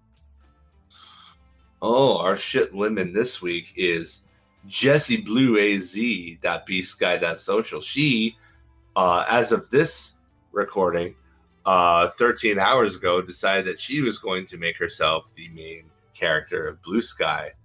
She posted the Norman Rockwell free speech meme, and to be fair, it's pretty lame, pretty tame what she says, but it just spawns so much garbage that we need to address it. Pro wrestling is the sport for people who spit on the sidewalk and belch out loud at the dinner table. Why every week does some shit lib have to fucking show us, have to like announce to the world that they hate wrestling? Like, look, man, this is like announcing you're leaving Twitter, or you know, putting up one of those posts about how Facebook has no right to use your images or whatever. We don't give a shit. Okay, first of all, wrestling fans are not going to be changed by this. Second of all, I'll spit on the sidewalk in front of you, bitch. Third of all, I will belch at your fucking dinner table without eating anything. I'll do it on purpose. I'll do it right fucking now. I got a soda right here. But I'm refraining from doing that on my microphone, but I will do it in your home because fuck you specifically. Second of all, look, if you want to try to downtrod wrestling fans as, less than couth, untactful people, etc., or call us uneducated, which if you go further down into this little post here, there's plenty of people calling us uneducated and all this other shit. Bitch, I'm working on a PhD. Fuck you. Okay? Having doctor in front of my name isn't going to preclude me from saying fuck you in your opinion. So fuck you in your opinion. From Dr. Weed over here. Okay? Kiss my fucking ass. I will be a doctor before this podcast is over. So eventually you will have a biology doctor sitting here doing a wrestling podcast. I'm going to continue doing this podcast. I'm not going to stop. I'm still going to be a fucking wrestling fan. I'm still going to use the F word on a regular basis, and I'll still tell you to your face to go fuck yourself. You're not going to tell me that I'm less than a person or not, okay, cool. I'm being rude right now. You fucking deserve it. Okay? Am I like this to everybody? What you get for being classist? Yeah, you want to be a classist piece of shit, you're going to get treated like a classist piece of shit. Go sit in the corner with Elon, you fucking bitch. So, that said, if you want to say I'm being a little misogynist by using the word bitch, I don't do that very often. But I don't care in this case. You're not going to be classist towards an entire group of people that I am quite actually fond of.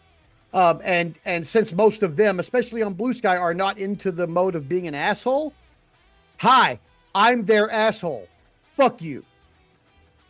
And I'll tell you that shit to your fucking face. And if you want to have a nice, curse-free debate about it, we can do that too. And I'll tell you how this is an over 100-year form of modern art. It has been going on forever. President Abraham Lincoln was, by all accounts, historically a professional wrestler. He got paid to wrestle.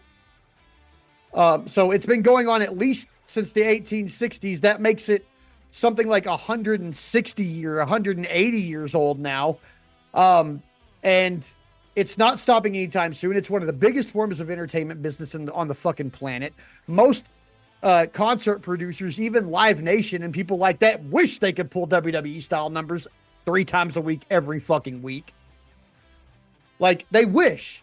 I myself, as a part-time concert promoter, wish I had AEW's numbers in an arena that I was promoting every fucking week. I wish I did. It's one of the most well-doing and money-pulling freaking forms of live entertainment that we have. It's theater for the masses. Nobody is gated out of wrestling by not having a suit to wear to the theater or, anything like that. We're not, we accept people as they are. We don't care. You can show up in a Rolls Royce in a $15,000 suit, or you can show up in a pair of basketball shorts walking. We don't give a shit because this is entertainment for everyone.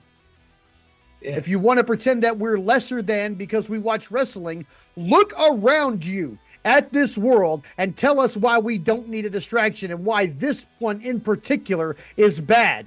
Because you're framing it, a lot of the people, especially under in the comments, are framing this as a WWE thing, not realizing because they're not wrestling fans that AEW exists and that most of us on Blue Sky are not WWE people. Yes, WWE trends on Blue Sky. Yes, there are people on there who watch it because there are just hardcore fucking wrestling fans on Blue Sky. But the majority of us are WWE averse AEW sickos. And most of those people, by and large, that I have met are wonderful, nice, educated, polite fucking people. The exception to the rule are people like me. And the reason people like me exist is to tell people like you to suck a dick. Now, we are done with Ship Libman for the week. I think I've gotten my blood pressure up enough. Take an aspirin. I'm going to take an aspirin, have a nice hit of my Benjamin, and we're going to talk about Collision. Because Collision this week is as great as Dynamite was. Spoiler alert, I had some problems with Collision this week. And Adam and I might agree or we might not agree. I know I've already seen people on Blue Sky that don't agree with my assessment of certain things. But I am going to talk about it. I'm going to try to remain positive, but I am going to say I noticed some things on Collision this week that I was like, eh. So I think I found it mostly positive, but I definitely think Dynamite was better this week. Oh, Dynamite was for sure better, 100%. But yeah, we're going to talk about Collision real quick. So, all right. So that gets us into Collision here. We are coming from Peoria, Illinois. Odd 2-location shows this week. Yeah, but I like it when Collision's live. Yeah, I do too. But we kick off with weird that they're so far away from each other, though. Usually they kind of like, I don't know. It was kind of weird. I'm wondering what precipitated this, but it was a hot crowd. Yeah, hot crowd. They were into pretty much everything this whole show. Yeah.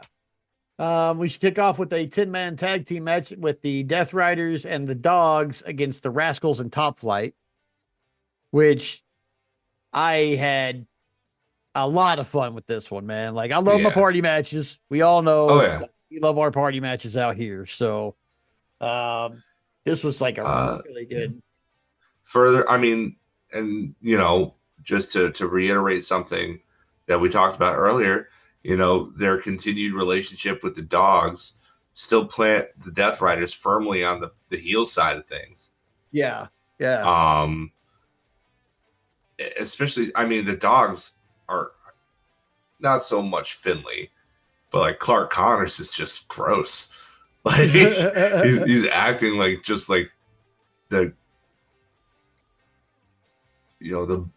biggest, grossest, horniest frat boy bully without the Letterman jacket. Yeah, pretty much. Yeah, like he's acting like a dog, So he's leaning into it, and it makes him kind of he's getting the right kind of heel heat from me, I guess is the way to put it. Like, I do not want to cheer him. No, it's not because I don't like him. It's because of the work that he's doing. Like, Gabe Kidd gets under my skin in a way that I can't really explain, like to the point where I don't want to see him. Yeah. I don't want him on my screen. I don't want to see him succeed in anything. And that's obviously he's just a person, I understand that, like, I'm letting his performance get to me. I'm well aware of that. Doesn't change the fact that it's instinctual. Yeah. I have to override that part of my cellular structure to allow myself to enjoy anything that he does. So I'm excited that he's not here. Like, I hate to say that. I don't want anybody to, like, he has every right to chase his dream and to be employed in this business, but I don't want to see him. Yeah, basically the same here. Yeah. Clark Connors is doing his best to just be a complete and utter douchebag. Well, David Finley's just like, yeah, I'm here too. He's just like I'm naturally just an gonna be the asshole. workhorse. So yeah, I'm just gonna be the workhorse of this team and the leader of this team. So yeah. Um, he's like the finish. bad parent that lets his kids act like this. Yeah, yeah. That's what it is. The Is parent that with the really he's bratty kids, you're like, you need to hit your kid. Like, stop it. Like, I don't even hit my own kids, but you need to spank your kid, okay? yeah, it's like yeah, that's the vibe that I get from David Finley is that he's more his transgression is one of permissiveness. He's a silent agent of chaos.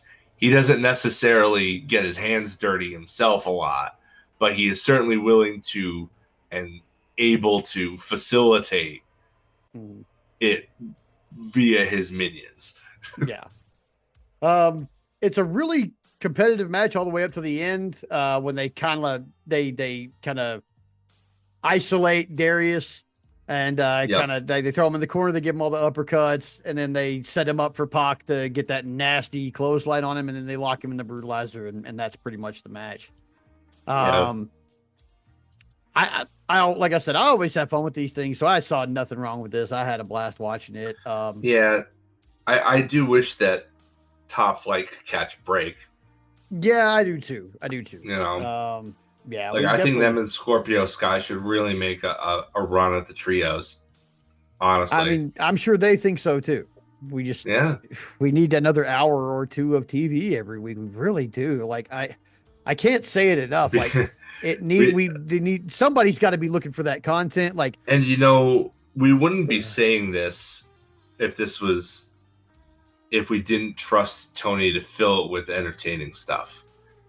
Because like the move to 3 hours on Raw was much maligned because they didn't efficiently fill it with anything worthwhile. Yeah. Whereas we, as a fandom, Tony has earned our trust that he would fill that time with stuff that's worth our time. Yeah. So I would even go so far as to say that if they added a 2-hour My AEW exclusive, canon inclusive show, where stuff happened that like you need to watch this 2-hour show on My AEW, and they climbed the price another $5 a month or like $60 a year or whatever, I'd still pay it. I'd still fucking pay it, dude. Like AEW is one of the few entities that I would give more money to willingly without going, God, the price is going up, because it's such a good deal.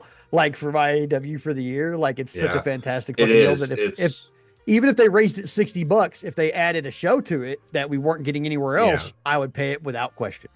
The only issue I have with my AEW is that the interface is kind of janky. Like every time WWE Network was at first too. So every time I log in, I can't find the show that I'm looking for when it's being broadcast live. I have to go into another video and then back out of it, and then suddenly what I want is there. Yeah. But like that's every time. But that's ultimately kind of a minor complaint. Yeah. Like it doesn't really diminish my enjoyment of the product they put on. Yeah. So whatever. It is what it is. I know how to work around it. Yeah. After that, we've got Jack Perry defending his national championship against Mascara Dorada. Oh, you're not gonna talk about the vignette though? Oh, okay. So yeah, we had the Jack Perry vignette first on the bus. So here's the thing, because I'm gonna wrap them both together. I thought the vignette was cool. I really did. I thought so too. It reeked of cool. I liked that Luchasaurus is the bus driver. Like I everything about, even throwing the cameraman off, which normally would have been like a corny thing, was actually, it just still reeked of cool. Like it was just cool. Yeah. Man. Like it was authentic. It was kind of almost like indie film. Yeah. Yeah. It's very, very kind of grungy and just, it was authentic. Yeah. The only problem was that the vignette was so cool, and then I felt like the match was a lot of like I didn't hate the match, but I did feel like there was a lot of Mascara Dorada slowing down his pace to keep Jack Perry competitive in that match because it felt like not always, especially in Not the always. last third of it, they picked up the pace a lot. But at the Yeah. beginning of the match, especially like the first 5 or 6 minutes, I was like, these guys are moving really slow. Like I know It starts Dorada to be slow. way faster than this. And so like where I came out and I was like, oh, it's Jack Perry. He's a member of the elite. He has this, like, there's a certain level of competition you expect out of him. And then Mascara Dorada, I was like, we're going to get one of those really cool, like, first 5 minutes are this continuous thing. And then that didn't happen. And I was like, and then it was slow. And I was like, what's happening? Because this guy Yeah. is built like he should be able to keep up with this guy, and it's just not happening. And I didn't know, like, they did pick it up. So, I mean, props to them for picking it up and making the match more interesting after the fact. But like that first 5 or 6 minutes, I was just like, this is really dragging compared to a normal Mascara Dorada match, which we've had a lot more of lately than Jack Perry matches. So Yeah. I have like a standard in my head of like the pacing of a match with Mascara Dorada in it. And this just didn't feel that way at first. And so I was almost taken out of it. And then after they did that nasty monkey flip in the middle of the ring, everything kind of picked up pace by like 2 or 3x, you know. And Dorada busted out a few moves that I don't think I've ever seen before. dude, which he is just, oh, he he's continues to something amaze else, me, man. dude. Yeah, he is. In Something fact, else. I see why he's double strapped up in CMLL. I really do. Yeah. But I imagine that there is, like, I know that he doesn't technically have a mouth, but like, Yeah. can we get him some promo time? Even if it's in Spanish, let's get Alex Abrahantes out here to you know, Mascara rehire Dorada him, says, for one thing. and because yeah, I mean, honestly, these guys, if they can't speak English but they wrestled this good, they need an Alex so that we can Yeah. push them into title contention somewhere. Mascara Dorada has been laying it the fuck out for AEW for like the past 6 months. Mhm. Let's give him something for that.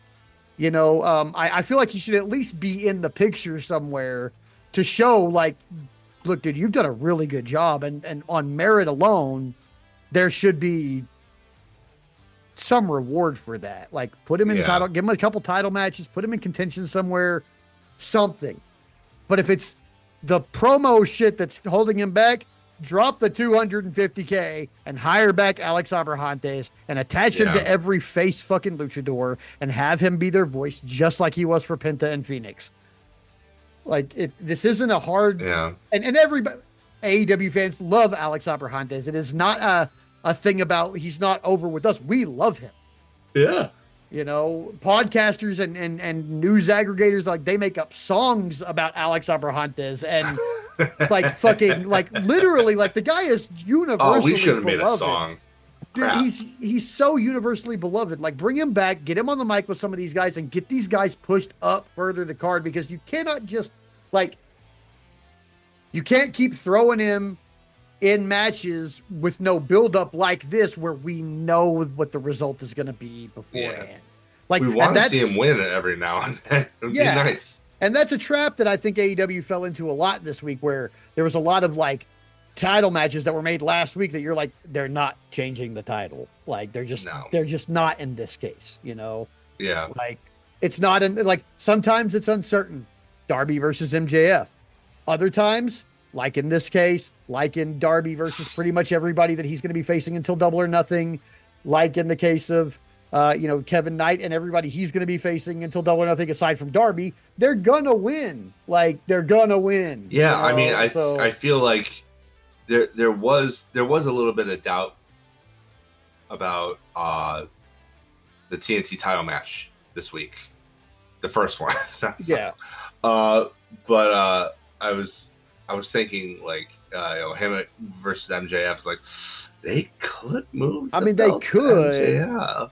But you know, I was kind of worried about that, but I'm glad my worries were unfounded. But yeah, that was the only one. You're right. That was the only one where it was kind of a question.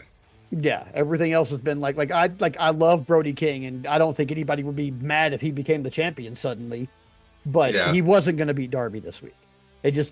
He just wasn't. And it continues on my thread of I feel shitty for Brody King because he's so fucking over and everybody loves him so fucking much and he's so good in the fucking ring and we just keep putting him in situations where it's not really feasible that he's going to get the W here. And I Yeah. hate that. I hate that so much. Like I that's one thing that I cannot be positive about. Like Brody King deserves more fucking respect. Okay? Like make him have him fight Kevin Knight in a couple of weeks for the TNT title and win. Just No, no, something. no, no, no, no. Better idea. He's the guy to take the Continental title from Moxley. I would fucking love that too, but right now it looks like it's going to be somebody we'll talk about here in a minute. Yeah, I Um, mean, there's that. Uh, yeah, but but yeah, the yeah, match I was mean, the good. match was good. Yeah, I mean, that did you see that? What was it? The gut wrench Liger bomb. dude, that You know thing was the oof, gnarly looking. I was like, dude. That's whoa. every bit as good as Willow's Babe with the power bomb. Yeah, it Like, was. and It was really good. there was a mighty snap on that one. That was probably the best move that Perry pulled out in the match, Yeah. in my opinion. That looked. Oof. Yeah. I The, loved that. I feel like with the beginning of this match, the only thing I would say is that maybe we get Jack Perry in a training center with some more luchadors more often. Just so that maybe that Yeah, unsure, because it felt like it didn't feel like there was anything bad going on at the beginning of the match. It was just slow, and slow feels unsure. And somebody at his level, being the national champion, there shouldn't be that kind of unsureness in the beginning of a match yeah, like this. And really, with as many luchadors as compete in AEW, he should be well accustomed to that at this point. So, yeah, um, it's just a little slow at the beginning, and that's the only bad thing I really have to say about it. Everything else, fucking fantastic. That step up Rana for the win, fucking sweet. It looked good. yeah, Like he stepped up yeah. him He like a set of spiked them. stairs, dude. It was beautiful. Yeah, Like the setup and the execution were fucking fantastic. So, not mad at that at all. But yeah, Jack Perry with that step up Rana catches the win, defends his national title again. Um, the vignette thing saying that it was a tour really makes me wish they would go ahead and do the Ricochet thing and have him compete in Indies defending the belt. Really yeah, make a tour out of it. You know, like I mean, if I had this title and they were going to call something I was doing a tour and they gave me a bus like that, I would probably book 4 indies a week and wrestle at an indie for 2 days between every fucking show and then just take Sundays off. And why the fuck not? You know, I mean, because you could double in that situation. Tony Khan, think about this as you're thinking about my idea. Um, it could you could easily double him up as a scout. Like, hey, I'm gonna wrestle. I'm gonna tell him I want to wrestle their best guy. I'm gonna wrestle their best guy, and if he's really good, I'm gonna tell you about him. yeah, You know, bring in more unknown guys from like I know we're bringing in a lot of established names, and that's what we've been talking about doing lately. But like we also need more new faces. yeah. Uh, but yeah. So after that was uh something for the sickos, both in terms of wrestling and in terms of fetish. Because anytime you put two women pushing one another against the wall, it's automatically on the Blue Sky and Russell Sky community. It obviously becomes a whole thing. Thing, Uh, yeah, yeah, um, the whole thing. Chris Statlander, footage of the match on Dynamite where Divine Dominion retained their belts against Sheeta and Statlander. Stat bursts through the doors with Sheeta hot on her heels, trying to apologize. She pushes Sheeta up against the wall and says she's just about tired of Sheeta's antics because she caused her history. If Stat had won, she would have been the first ever AEW Women's Triple Crown winner. Yeah, And so she just said that she was going to make it up to her. Statlander wasn't really interested. She, ran off, and she's like, "No, I'll make it up to you. I promise." we're gonna talk a That little bit more later about where that's gonna go. Yeah, But I actually have an idea about where this is gonna go. So I can't wait to hear I it. actually have and I think it's a pleasing one that most people would be very happy with. For once, I have an idea that's not a hot take to start with. I actually think people would like this one. It's not just something that I want to see personally. Um, so after that, we've got Tony Schiavone and Nigel at the table talking about Rebel, which we have already addressed at length here. But it is good to see the company taking time out of a broadcast to, put out kind words to let us know what the situation is, to, show that they are aware and in support of her and what's going on here. It's also good to see Jushin Thunder Liger showing his support in the crowd. Jushin Thunderous Liger. That version of Jushin Liger is it looks like what I would look like if I put on a Jushin Liger bodysuit. So respect though, that man. level of I respect that level of confidence, for fuck's sake. I also respect that I love anybody who loves Jushin. That's my literal favorite Puro guy. I love ever. Jushin Liger. And I also super appreciate him being the guy in the crowd with the sign, yeah. We see you at a lot of shows, bro. I see you on TV all the fucking time. I don't know where you get the money to go to every wrestling show on fucking television dressed as Jushin Liger. Anytime it's in Illinois, I think he's Chicago based. Maybe he is, yeah. So we see him a lot because they're in Chicago a lot. But I think we've seen him at a couple other of the Midwest shows too. Yeah, I think so. Which is cool though. I mean, he's a guy in the crowd that I recognize, which is fucking cool, man. Because if I ever see him in an AEW, the funniest thing about it is that we recognize him, but we wouldn't recognize him. Yeah, not at all. I have no idea who that is under the mask, and he probably does that for a reason. I bet he's he probably does some job where they would frown upon him as someone uneducated if he fucking proved that he was a wrestling fan, which is stupid. Anyway, after that, we have the other thing that I'm not too high on from this show. We have Anna Jay and Willow Nightingale. I am not high on this match because of Anna Jay. Was that before or after the trios match? I think it was before. Okay.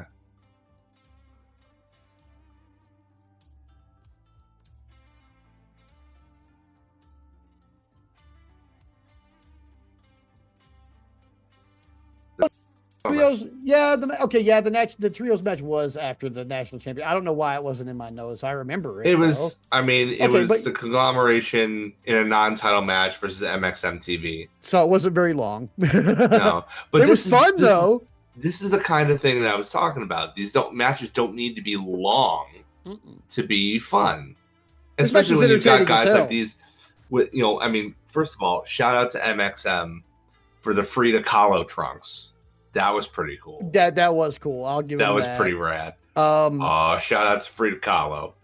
I really liked the pose spot when they were gonna dive. Oh, that was so funny. Instead of diving, they posed. I loved that. I loved how Orange Cassidy came up and joined it and just gave it and smiled. Did you notice that after he did that, he was smiling the whole match? He had the shittingest grin on his face the entire fucking match. It was he's normally not one to share his emotions readily, but you could tell he was so happy to be doing this. He was tickled pink to be part of it. Yeah, he was. And I really loved what's Big Guy's name?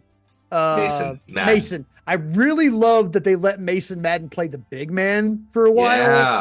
Yeah, he looked impressive in this match. Yeah, I get it sometimes. You got great wrestlers, especially in a roster like AEW's, where everybody's so good that some really great people are going to be enhancement talent. But these guys need a bigger push, and I didn't think that at first.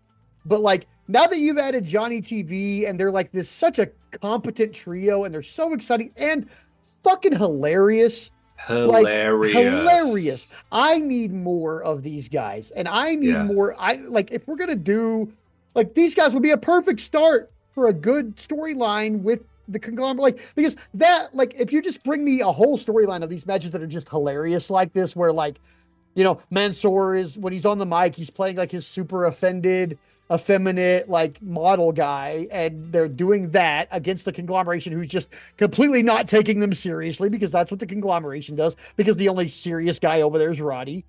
And then you've got when you want the real serious shit to go down, you could have Madden and Roddy handle that load and still both of them still be funny in other segments and stuff like that. So like this would be a perfect like start and Yeah, continue this. But I feel like this is just going to be a one off, and that upsets me because this was me so good. too. It was so I feel entertaining and like so funny. there's a lot of potential for like a recurring like Looney Tunes type deal Yeah, where the conglomeration are the Roadrunner and Wile E. Coyote is MXM, fantastic. It would be where great. they're just constantly trying to trap them in different ways, or trying to trip them up, or whatever, and have it backfire on them constantly. Mhm.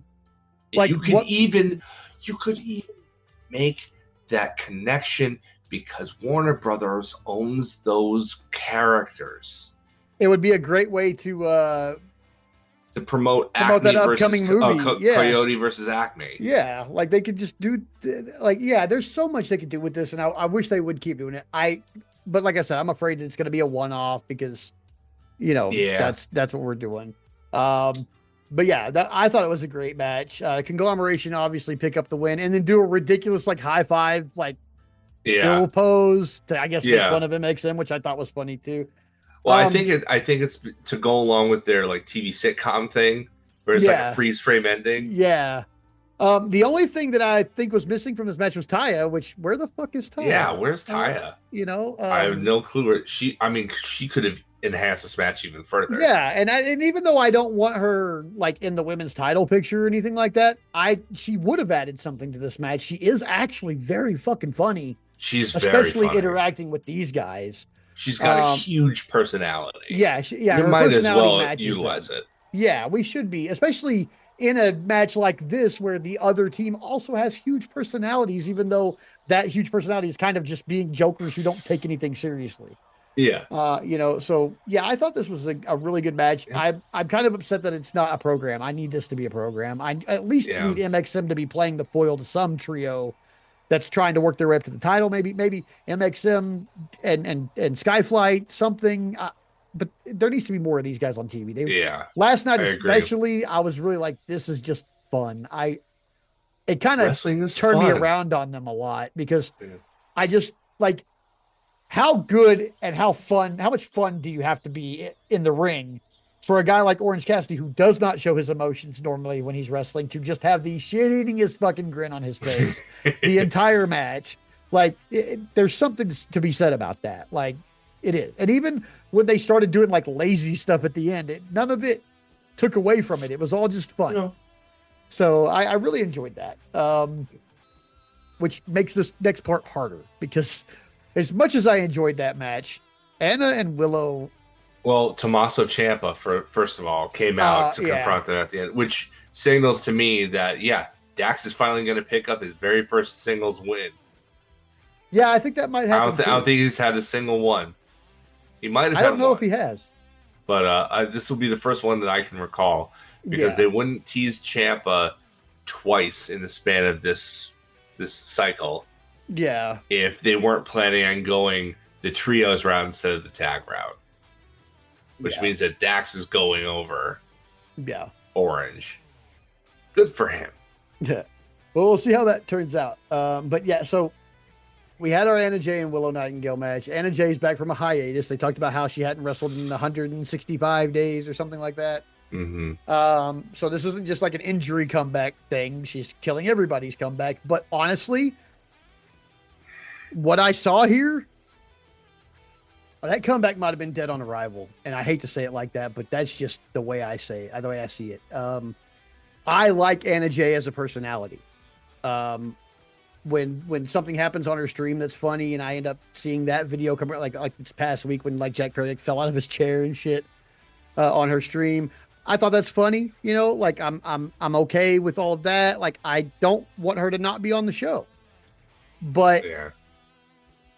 I think they like overplayed the hand of she went to Japan to learn and came back better because I'm not so sure. No, I mean, you won't get any argument from me. I mean, I said that from the get.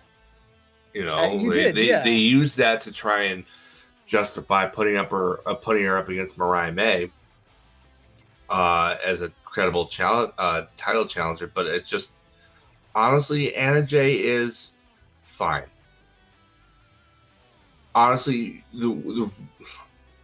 oddly enough, the one aspect she really excels in is hardcore wrestling. Yeah. She's very good and very talented and very creative when it comes to hardcore wrestling. Mm-hmm. When it comes to just kind of regular old wrestling, though, I understand why they picked her up as early as they did. They picked her up really, really early in her career. I think she only had like a handful of matches, like maybe a dozen matches or so under her belt before they picked her up, right before the pandemic. And like it was, I don't feel like I've seen her. I feel like we've seen her plateau. Like I don't think her stardom sojourn, as short as it was long enough for her to really like pick up the pace and really absorb any of the lessons she might have been able to learn there. Yeah.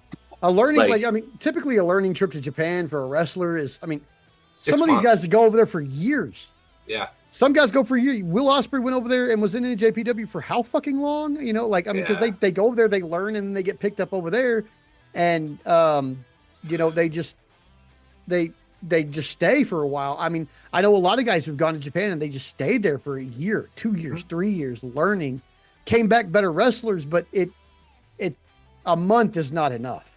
Sending somebody away for a month to another promotion, that's barely even time to get to know your opponents well enough to start having good matches, much less learn enough to come back and be a world title contender in the States. And then also just like, then we have something like this where like the whole match felt like they were just one step off from one another. Yeah. Like the whole match. And that's not Willow typical. I can't blame Willow for this. I don't think. There was definite ring rust on Anna Jay. Oh yeah. And just the communication was just like a half step off. Yeah. It was just delaying things and it was very obvious. And I don't like being that negative.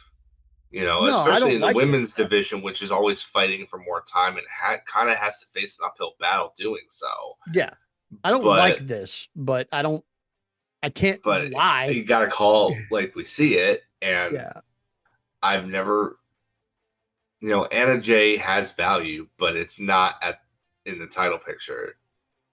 Yeah. Like probably the only title I could ever see her winning is probably the tag belts.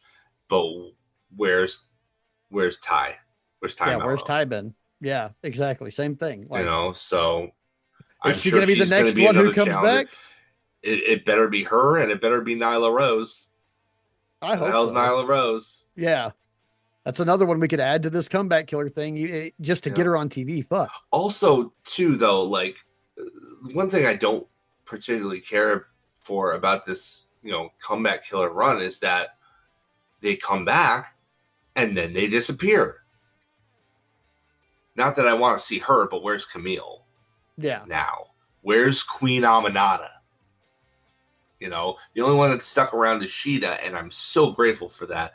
But like, where's Queenie? She should be chasing Tekla on site. Oh yeah. That should be the story right now. You'd think. Yeah, it should be Queen Aminata beating the piss out of the Sisters of Sin, and then chasing Tekla for that belt. And I don't even care if she wins it or not. In fact, I think it's better if she doesn't. Not that she doesn't deserve it, but this could be AEW's Tommy Dreamer and Raven. Yeah, it could be. It could be. Yeah, so, I mean, there's a lot going on here, but this match for me, this wasn't it, man. It just wasn't it. It's just a miss. Yeah, just kind of a miss, man. And a rare one for AEW, a rare one for Willow, a rare one for the show. Like Collision is usually like the wrestling centric arm of this, and so like it's just a rare all over miss. Like somebody just was like got distracted while they were throwing their dart and hit the fucking wall. I mean, it was just a miss. And that's nothing against either of the ladies. Like, look, we've said what we said about Anna Jay. I can't blame Willow for this. It just felt off. The whole thing felt off. Yeah. And sometimes that happens. Even Sometimes you the just have best a bad guys. night. Yeah, even the best guys have bad matches. So like, I'm not saying that this is a constant thing. And I've had matches with Ben and J's that I've enjoyed before. So it's not like I hate these people. It's just this just wasn't it, man. It just Yeah. wasn't it. Not on this night. Yeah. After that, we've got we go backstage with Renee Paquette. She's with Statlander and Sheeta, Harley Cameron, and Mina Shirakawa. And Sheeta said she's going to make it up to Statlander and got him a tag match against Harley Cameron and Mina Shirakawa. And then in Japanese says that Harley Cameron is nothing but a set of tits. Yeah. Yeah, I got the translation this week before the show. Yep. So now here's the thing I was thinking about earlier. The thing I think everybody will like that's not a hot take. Okay. I think Statlander does get her first women's Triple Crown winner. I also think in the process of that she gives Harley Cameron her second women's World Tag Team Championship. Because I think the way this turns out is that Harley and Chris are going to end up together out of this, and Mina and Sheeta are going to feud until such a time as Toni Storm returns, because I still think that Sheeta is going to be the one that turns out to be the one that beat, that took Toni Storm out. But I also think that maybe Statlander sees the error of her ways and not wanting to train Harley and does decide to take her under her wing. And then that's how she's going to get her, Triple Crown that she wants. And maybe Harley makes the case to her like, hey, you want this Triple Crown? I've been a women's World Tag Team Champion. And even as a World Tag Team Champion, I've beaten the current champions before. Yeah. So it's there's lore behind it. It's all there. It's kind of for the taking. We just have to have something happen, which I think might happen during this tag match where Statlander finally gets fed up with Sheeta altogether and they turn on one another.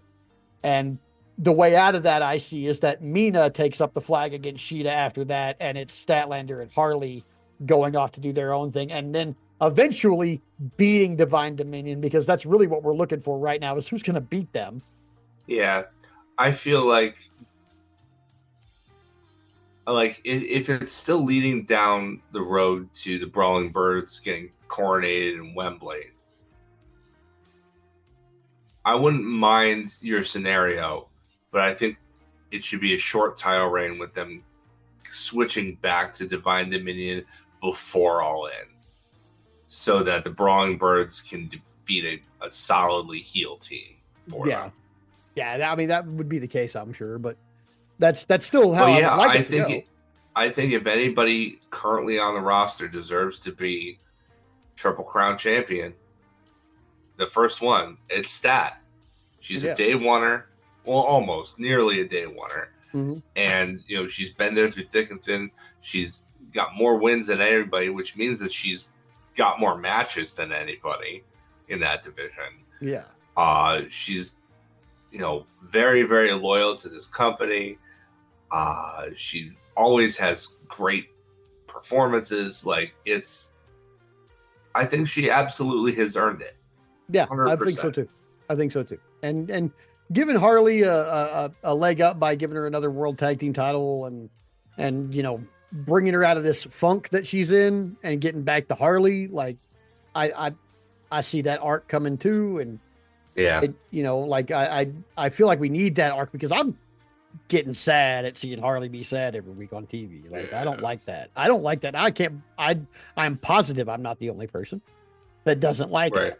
It's like, I need her back to being funny and doing puppets and speaking different languages and singing and wrestling. I need all of those things. So, I hope that's what's happening. After Etta J and Willow, we have the Death Riders, which is Yuta and Garcia against Juice Robinson and Azos in the Bang Bang Gang.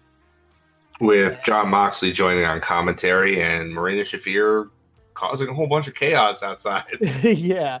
First of all, love John Moxley on commentary as always. Such a good job of putting over the opponents. He called Yuta and Garcia. He mentioned that he called them his dark horses. And I think that's a great name for that tag team if you are serious about putting them together as a consistent regular tag team. Yeah, I like that too. If not, just don't even bother. Like, just don't even bother. However, the big story of this match, pre-ending, is Yuta. Yuta gets slammed by it's Juice that slams him into the table, right? It's Juice, yeah, and he hits him. It must have been just at the right angle, and he hits him for real. He slams his head into the corner of the table for real, and immediately busts him open. Yeah, there's no time for a blade there at all. Blood is everywhere. Every fucking where. Dude, that was what is AEW's doing a lot of hard ways lately, man. Like, holy crap. Like, that was definitely a hard way. There was no way that he fucking bladed. None at all. No fucking way. No. So, like, previous to it, no chance. Like, immediately before when he wasn't bleeding, I mean, like, yeah, he took that table to the face and 100% busted open, like right at his hair, like perfect spot though. I'm wondering if maybe it was because the edging of that is like lined with studs. Yeah. So I'm wondering if maybe he hit one of those studs and that's what busted. Yeah, maybe one of the studs or like a post that holds that sign in place on top of the table or something. Yeah, something like that. But yeah, whatever he hit, it got him open immediately. And spurting open, like he was like he wore that crimson mask within like 10 seconds. Like it was all over. And everybody else. Yeah. It was pretty wild, man. Yeah, I mean that's the big story of the match, really. I mean, it was just a pretty standard like tag match, you know, with Moxley on commentary until that happened, and then I feel like Yuta turned into a fucking madman after that, and just like went on bloodlust. He sold it for a little bit, and then he kind of leaned into it afterwards. Yeah, which I thought was really good. Of course. But that didn't allow them to win, though. No. Juice lost. Juice. Juice gets the win in his home state of Illinois. Oh, well, yeah. I'm not sure how far Peoria is from. Oh, where is he from? It's like not Joliet. Joliet, yeah. He's from Joliet. It is not that big of a state. It's probably not that far. Yeah, it's not like. No. Couldn't be much more than a few hours ride, probably in any direction. I can't imagine, but he gets his win in his home state, and afterwards he's indicating over to the table where Mox is sitting, and it looks like he wants a shot at the Continental title, which makes a lot of sense when you think about it, because if you know their history from New Japan Pro Wrestling, they were trading the IWGP United States title back and forth for a little bit there. Yeah. So, I could definitely, you could definitely build that up. I mean, they made the match for this coming Dynamite, so it's not something that's going to get a lot of build up, but like at least it's a match that has a little bit of history behind it. Yeah. The other big story of this match is that, so after he motions that he's going to take the Continental title from Moxley, they're attacked by the Death Riders, and the save is made by Colton Gunn and a returning Austin Gunn. No, other way. Oh, okay. Austin Gunn returning Austin and a returning Colton, and Colton looks like he rebuilt himself out of a brick shit house. Yep. Like, holy crap. He's the one that looks the most like his daddy. Yeah, I was thinking the same. Without question. I was saying the same thing. Yeah.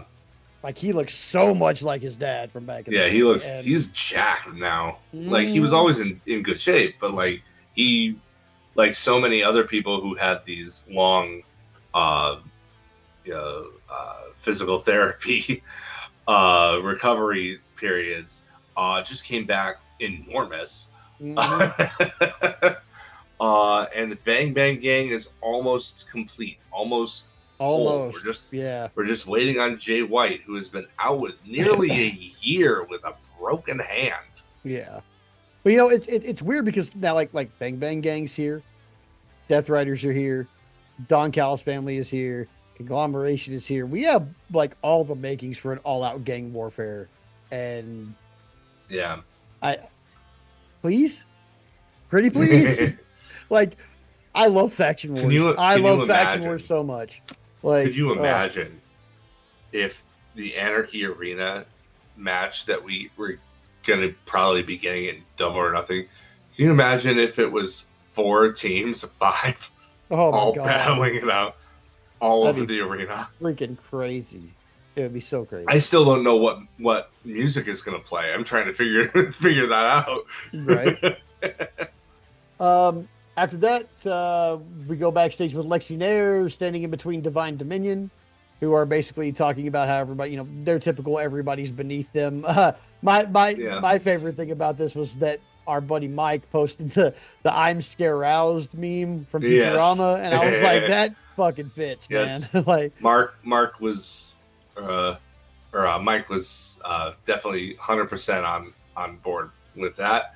yeah. Uh, and so am I. Not gonna lie, like Oh man, yeah, like Joey it's Janela is a lucky dude. yeah, definitely a fit there with that meme. Uh, I don't think my wife would even really, bother to chide me with that. She's probably like, yeah, I get it.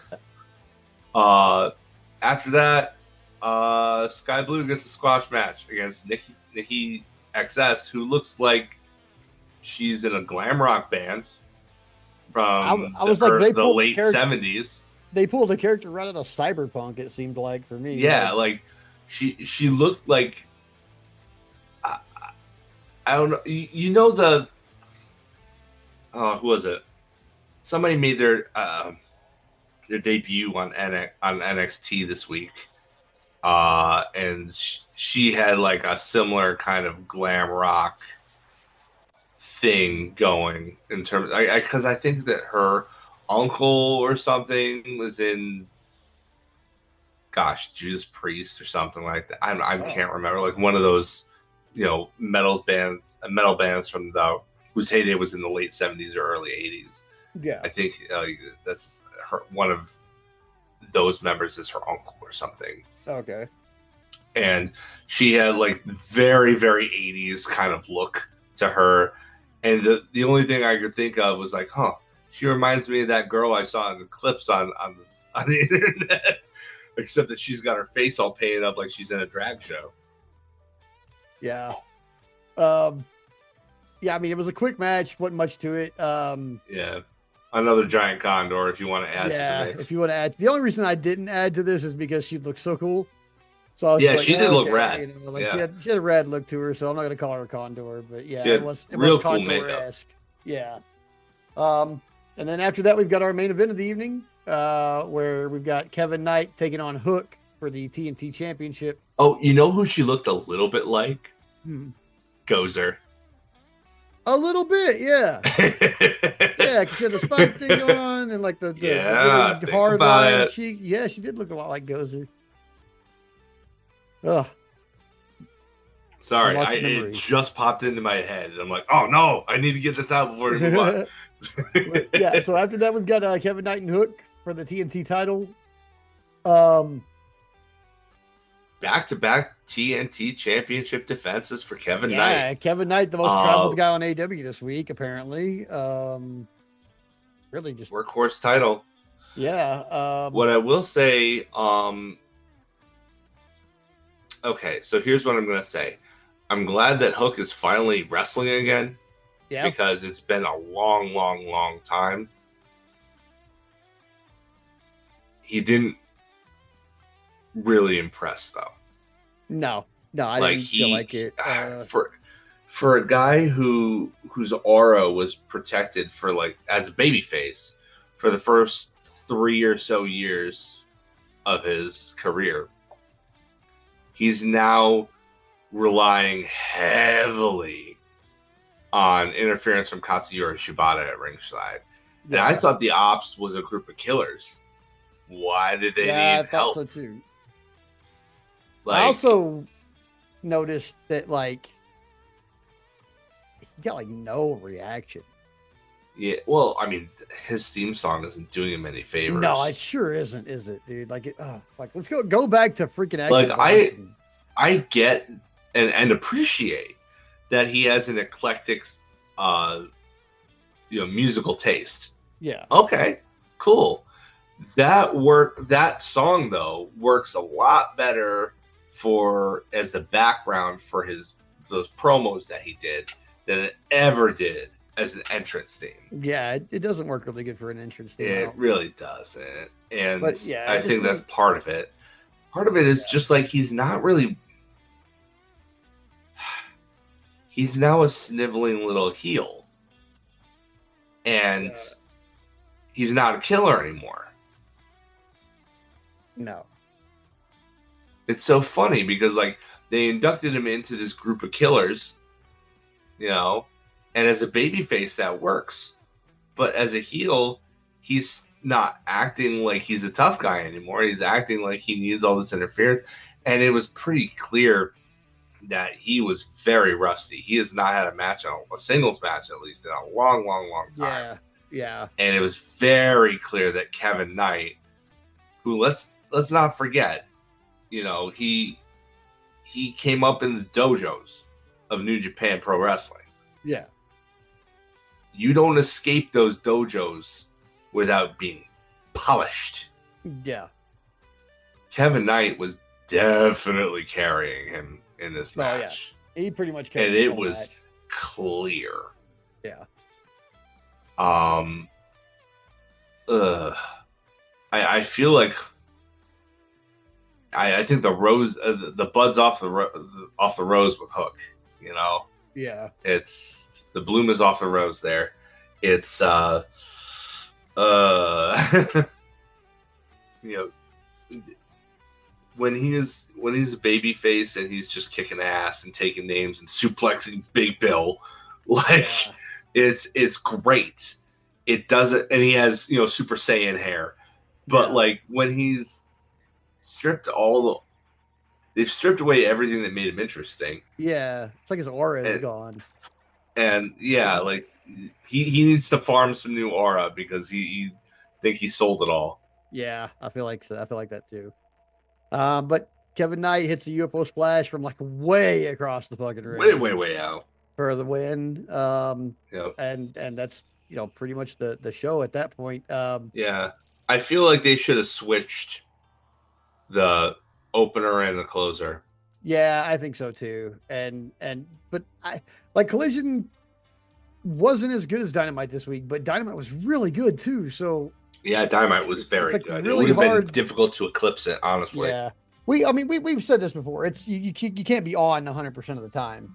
Yeah, But I honestly, this is one of the first times that when Collision was over, I was kind of happy that it was over because it was such a roller coaster. Like yeah. it was like this is good, this is bad, this is good, this is bad. This like the guns returned and got me all super hyped. And what's crazy about that is like right before they came out, when the Death Riders were like circling up and starting to beat on them too, I was like, this would be a great time for the guns to show up. And then they did, and I was like, fuck yeah. I just had the vibe. I was like, the guns should come back. And then they did. And I was so happy because when I have a vibe like that and it happens, I'm like, hell yeah. Like I was so hyped. And then the Hook and Kevin Knight match just took the hype out of me, man. I was just like, ugh. Like I'm so like I didn't hate it, but I was like, okay, I'm just glad this is like we can't always be on. I'm glad this is over. And Yeah, I'll elaborate on that whenever we get to the podcast. And here I am elaborating on it. there you So are. that was it. That was Collision for the week. That was Dynamite for the week. Good and bad and everything. Dynamite was really good this week. And that kind of, you know, puts us in that spot. Yeah. So Well, in that case, I suppose there's just one thing left to do. yeah, it's do like the pros do and call it in the ring. All right.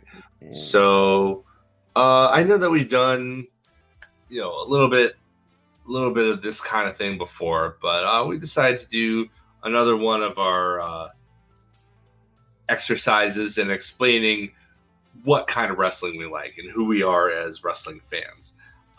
We've done a similar list like this with our favorite submission holds. This time we're just going to do our favorite wrestling moves in general. We are going to exclude submission holds because we've already done it, and there would be too much overlap. I think in order to keep things tight, maybe I know we discussed off air doing 10. Maybe we just do 5. Yeah. I think five's good. Do you want to do them in order, or do you want them in no particular order, or? Yeah, let's go 5. I mean, no particular order, really. I guess I don't mind. Okay. Well, I mean, what's the first one you want to talk about? Let's see. Non-submissions. Top 5. I mean, I love a well-executed Spanish fly. Yeah. I Okay. love a Yeah. well-executed. Starting out hot. I like it. Yeah. Yeah. It's so funny. Like I think the move. I don't know when that move was originated. The earliest I can think of seeing it was like on the. I think somebody, maybe the Amazing Red, may have executed it on that first Ring of Honor show in 2002. And I remember seeing that card, not in 2002, much later. But I think on that DVD, I think that's the first time I ever saw it. And I'm like, what is this? Oh, yeah. That thing is. It always looks devastating. It takes incredible coordination and talent from both people to do it. And it's satisfying every time. If it's done well, it's satisfying, and I really enjoy it. You know what the best thing about that is, too, is that you can do it 2 different ways. You can do it.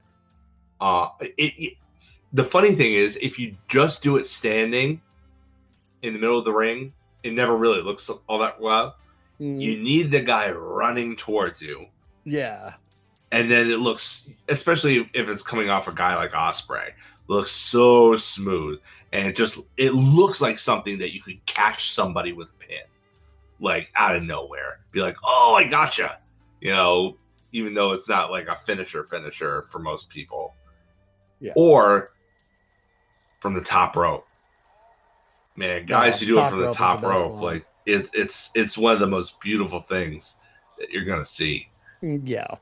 Yeah. Really No, I very much endorse this pick from you, sir. Very much a fan. Going along the same kind of lines. God, I love a frog splash. Oh man. I mean, I want to preface this as well as every single one of my entries. I want to preface by saying the implication here is always going to be that it's executed well. Yeah. By somebody some people just have the perfect execution. Nobody does a better sharpshooter than Bret Hart. It's just some people who just perfected it. Like when I'm thinking of frog splash, honestly, it's honestly tough to beat Kevin Knight's UFO. Like between impact, height, form. Form's a big one for me on the frog splash. To me, I like the ones that look like you're doing the frog motion. Yeah. Like I still think Art Barr, who originated the damn thing, has one of the prettiest frog splashes you'll ever see. Yeah. Like he looks like a legit frog when he did. Yeah. Notable Love also machine. With RVD and Eddie Guerrero both had really great frog splashes. Yeah. D'Lo Brown, underrated. D'Lo Brown does have a really good frog splash. He had that froggy style too. He got real deep with it. Oh yeah, too. He did. He's like grabbing his ankles and coming in all the way like out. I love that. I love the form of that. Yeah. But yeah, like I just really love to the point where I named one of my my EFED character's finishers at the total. It was when TNA was really big, so I decided to make a pun. So I used the frog splash and called it the total nonstop altitude splash. And like if I was gonna go from the top rope, if I wasn't gonna be dropping an elbow, I'd be hitting a frog splash. That's how I look at it. It's like that's what I would do. Yeah. I love a frog splash, man. It's such a good move. Oh yeah. especially when well executed. It's just a thing of beauty. Hmm. Form is key to me. Yeah. Like I like God love her. I love Mercedes Monet, but like I don't want to see her do a frog splash. No, no. It just it she doesn't jump high enough to be able to get the motion off well enough before she hits. Is the Yeah. problem. She just kind of drops down instead of like jumping up into it. Yeah. Yeah. Didn't mean to rag on anybody there. It just came out. Sorry. But anyway, what's your next one? You know, I love a Tiger Driver. I feel like there is nothing more definitive for a finish. Like you just that it has got to be the most devastating finish that exists in wrestling because of what we know about the possible effects of taking that move and that people still do it. Yeah. You know, like I mean, in AEW, it's a storyline. Osprey only busts out that Tiger Driver when he wants to finish your career, not just this feud. You know, but I mean, it doesn't even have to be Tiger Driver 91. It could be, you know, all of them. Like the variations are so slight.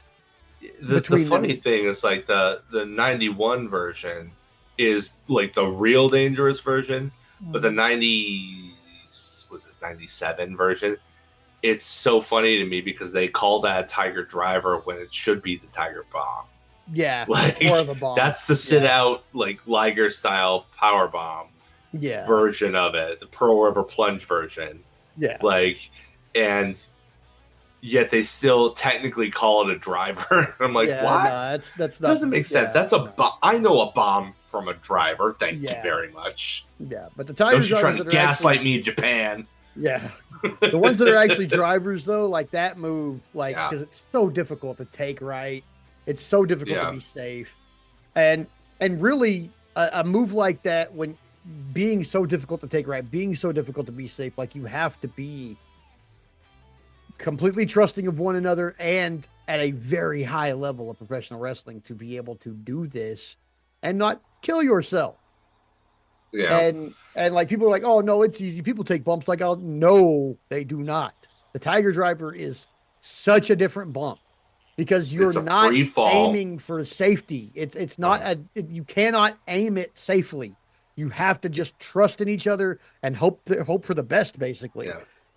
It's a short fall where you can't protect your neck because your arms are tied up behind your back. Yeah. And it's a short distance that you have to clear.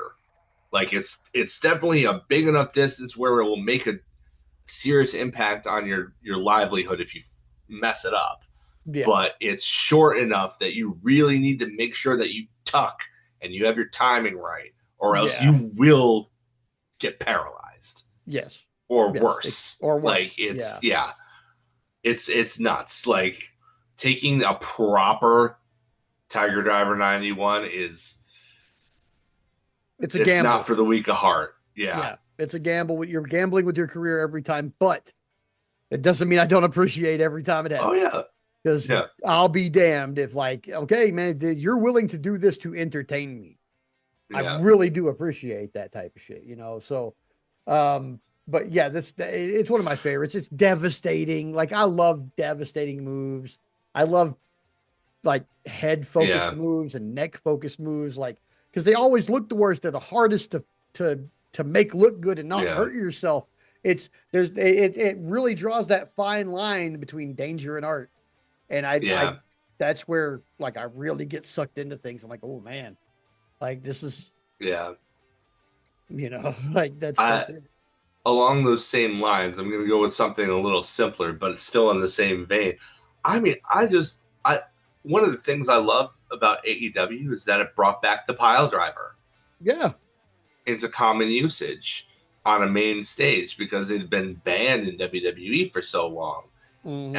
And like, I love me a great pile driver. And it doesn't really even kind of matter which version.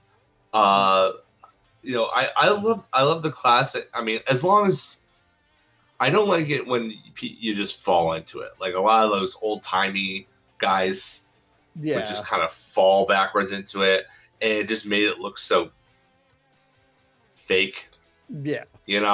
and safe, and be like, Yeah. you're selling this as really dangerous, but it's like you're clearly being very, very careful, which is great for your opponent, and it's considerate for sure. It's not breaking any illusions though, Yeah. or it's not maintaining any illusions. Rather, Right. it's breaking my sense of uh, of uh, what do you call Breaking my it? My immersion. immersion. That's the word I was looking for. Thank you. Um, I love pile drivers so much. I give my cats very, very, very, very safe pile drivers all the time, just as a joke to pop my wife. So I'll just turn my cat Castiel upside down, and then I'll just like pretend to like spike him on his head. The kitten pile driver is something that happens with alarming regularity in my home. That's how much I love a good pile driver. Yeah. So I'm kind of staying in the lane of pile drivers. My next one's a Canadian destroyer. Yeah. Because It's always impressive. yeah, when you add a flip to a pile driver, eesh, like holy shit, How does P.D. Williams even come up with an idea for that? I don't know, but thank God for P.D. Williams. I'll just say that. Yeah. Because like I'm not a big fan of PD or anything, but like this is something that like I'll give him all the credit in the world on. Like this Canadian Destroyer was the best thing he ever gave to the wrestling business. Period. Like and what a hell of a legacy you gave us, dude. Because it's one of my favorite moves. I mean, I love seeing a Canadian Destroyer from the top, especially if you can pull off one from the top and safely, because it is a hard move. I mean, it's a pile driver. It's going to be hard to do safely. You're adding a flip to it. You know, like it's going to be even harder to do safely at that point. So, like, I mean, you're going to see a little bit of a trend here, where like if it's hard, the harder it is to do safely, the more old Aaron likes it. Yeah. Because I know the level of skill it takes to get to that, and so being in the position I am between fandom and business, the more skillful something that is required, the more skill that is required of something, the more I enjoy it most of the time. Really, all of them on my list are that way, except for one, and one is pure nostalgia. Yeah. But yeah, you and I Canadian took very Destroyer, different routes in creating our lists, I think. Yeah. Canadian which is Destroyer, fine. though, It's great. fucking beautiful move, well executed, especially the Avalanche version. Oh, just stop. I can only get so erect. My third one, honestly, like as intricate and complicated and difficult as the Canadian Destroyers do, it doesn't get much more basic than my next one. If you can throw a lariat properly, man, you're gonna have a fan in me. Oh man, yeah. Yeah, I if you throw a mean, good lariat, I'm like, and to be clear, a lariat and a clothesline are distinct. Yes, they are. Like a clothesline, you put your arm out, and your body does the movement. You run into the other guy with your arm extended. You don't really move your arm all that much. Yeah. A lariat, most of the movement, I mean, you're posting for sure. There's a lot of power that comes from your legs, but you're swinging that arm for the fences, and you're generally wrapping your arm around the guy, in the process, and that's what makes it so dangerous. Mm-hmm. Like, that can go wrong in many ways. Like, Stan Hansen swung for the fences and injured guys like all the time, because he was so paranoid about it looking good, because he was so damn nearsighted that he's just like, well, I'm just going to swing, and you better be ready for it. Yeah. Turn your head and clench your jaw, man. Yep. Like, there are compilation videos of Stan Hansen throwing lariats, and it's just disgusting to watch. He just takes dudes' heads off, sometimes at like the forehead level, and it's just disgusting. It's amazing, and I highly recommend you seek it out. Oh yeah. Any Lariat fan is going to be real pleased with that. But yeah, like I love the it's another thing that AEW is responsible for that I like is the reemergence of calling a lariat an actual lariat. Yeah. Because a lot of people are throwing lariats and being referred to as clotheslines, and I know it's pedantic, and I know it's nitpicky. No, it's not. Get it. Different I get it. I get it. But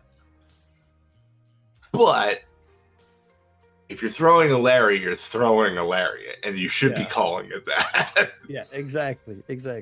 They are completely different moves. They're taught differently. And yeah, Stan Hansen's still the best at it. Like he's the best at it. Oh yeah. Like I mean, I'll give the credit where credit's due. Like one guy who called his a clothesline when it was really a lariat was JBL, and he's a POS. But I mean, his clothesline from hell was a lariat that I would not want to take.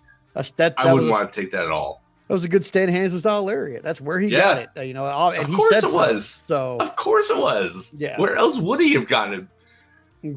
Nowhere. Not for that character, anyway. Yeah. Yeah. My next one is pure nostalgia, man, and because I know I'm going to catch some flack for calling it the wrong name. Okay, but names stick with you when it's the first time you saw something. And mine's the Frankenstein. Okay. Because I really enjoyed the way Scott Steiner did that shit in mid-90s WCW. I like leaping sometimes directly off of the mat to put his big ass body around someone's neck and then dragging them off the top with a backflip was like, for a dude that big, like that was the level of athleticism. He was so jacked. Even at that point. Yeah. Even at that point, he was not as cut back then as he was still enormous. But he was a gigantic 6-footer. Yes, he was huge. Absolutely. Like he was not much taller than I am. Yeah. I don't think he was. In fact, I think he was only about 6 even. But like, dude, that guy was like 250, 260 pounds of muscle. Yeah, and just throwing himself up on somebody's shoulders who's sitting on the top row. Yeah. And yes, I know you can call it a Hurricane Rana, you can call it a whatever we're calling it, you know, but to me, that specific method, especially if you're running up and jumping off the mat up onto the shoulders and taking them off that way with just a plain old backflip, like just a straight backflip, like that's a Frankenstein. And it will always be a Frankensteiner to me, and that's just what it is, and that's because I grew up on Mid-South and WCW and World Class and all that shit, and the first time I saw anybody do anything like this was a Frankensteiner. So yes, I understand that it is technically a Hurricane Rana. And I understand that maybe it was invented in Mexico before I saw it on WCW in the mid-90s. But that's where it came from for me. Or maybe late 80s even with the Steiners. Probably late 80s. Probably late 80s. If I had to guess. That's where it came from for me. So that's what I call it. When I see it that specific way that he did it, I still call it a Frankensteiner. But pure nostalgia, one of my favorite moves of all time. Of all time. For me, next one, my penultimate one. Man, I love a cutter. Oh man, yeah. Especially Desmond's from fucking the Rascals, man. That inside out cutter he does is amazing. Oh my god! Like you can call it whatever you want. You can call it the Diamond Cutter. You can call it the RKO, the Ace Crusher, a 3/4 headlock, base or bulldog, whatever you want to call it. I love me a cutter. Oh yeah, a good cutter is always. I enjoy. I think it's a natural progression of the business where the people who come in and develop their styles as new wrestlers are going to ape the things that they loved from their favorite wrestlers when they were kids. Yeah, and that's why things like super kicks are overused now. Is because that was like. That's something that they worshipped Shawn Michaels, right? They want to pay tribute to him. They want to be like him, but they still want their originality to have their own finisher. So they Yeah. use the move, but they use it as a signature or a setup or something like that. Yeah. And the best finishers always follow that trajectory over time. And the cutter is no different. And now Yeah. Randy Orton still uses his as a finish. Okay. But like you can see in AEW, like everybody uses a cutter. Yeah. Like, and it's they're very prolific. And I'm cool with it because it's always cool. It Yeah. looks simple as hell to do and to take, and you can do it from many different angles. Yeah. It's always, the out of nowhere thing should never be discounted because that's what gets at the pop is that you don't expect it, and then there it is, boom. Yeah. You I know, love a good cutter, man. Because they can come out of I'm a nowhere, like literally. big cutter fan. I love all the different variations too. The TKO. Yeah. I love that Scorpio Sky's using that. I'm glad somebody's using it. Yeah. Yeah. I like the inside out version, like the Stung Dog Millionaire. There's like so many good cutters that are happening. Cody Cutter is a good one. Yeah. I like it, the leaping off the rope and backwards and doing it. RKO has always been good, and the way the RKO is presented still makes it viable as a finisher. Like, yeah, a good cutter is a good cutter. Absolutely. Yeah. All right, what's your last one? My last one is probably the hardest move in the business to do safely, and it always looks gnarly, and it is the coup de grace or the double stomp. Oh yeah. Holy fuck! The shit your pants. The shit your pants. This is absolutely a hard move to fake, and yes, if you land in the wrong spot, your opponent will shit their pants. Just ask Chris Jericho. Yeah, ask Chris Jericho. I know a few indie guys who could answer that question also, who have taken a double stomp off a certain someone who I won't name, and have pooed themselves a little bit. Yep. It first of all, super difficult to do. Second of all, it always looks gnarly. It doesn't matter who's doing it to who. The littlest guy, Leo Rush, could do this to Archer, and it would still look like it hurt him. Like Finn Balor is not a big person. No, he's not. And every time he's about 5'10" and shoot probably 170, maybe 180 because he's pretty cut. Maybe. But the way he does it, where he brings his knees all the way up to his chest, and then just boom, drops down, freaking Mario on top of a Goomba, Perfect. It's beautiful, but so hard to do safely. So hard because if you land feet first into somebody, that hurts, man. It doesn't matter. Yeah. So it's hard to do safely, but fun every time. All right. So what's your last one, man? My last one, much like the lariat and the cutter, is something that you can do from pretty much out of nowhere. It has multiple variations. It is an absolute classic and looks perfect when it's in the right hands. To me, I think overall, my favorite wrestling move is probably the DDT. Man, I love a good DDT. Yeah. I love a good it's I actually, as impressive as some of the tornado versions and flying versions and stuff like that, I honestly kind of prefer just the original. I mean, to me, I as a kid, for the most part, I still rooted for who you were supposed to root for, but I was a little too old or young to be a Jake the Snake guy, but I was just the right age to be an Arn Anderson guy. Yeah. And man, if anybody could rival Jake's DDT, it's Arn. Yeah. He had a picture perfect DDT. Arn and Jake had great old school DDTs, and then a lot of people our age would probably cite the Even Flow as probably our generation's one of the best our generation. Yeah. Raven has a really great DDT, and I've seen that shit in person. In the match, I refereed the match and got to see him do it right in front of me, and it's still at 20 years older than he was when I was watching it on TV. Still just fucking immaculate chef's kiss shit. But my favorite DDT, got to be Mankind. Mick Foley's double arm. I love the double arm DDT because that actually kind of fits with the rest of my list where it's really hard to do that without hurting your opponent. And the DDT is actually the move that, like, when I was horsing around with my friends as a kid, that's the one I would do the most. Yeah. And also, the mechanics of it are so simple. I think that's the allure as a kid. But doing it to your friends or whatever. Yeah. But that's also the move that taught me the difference between doing it for shoot and doing it for work.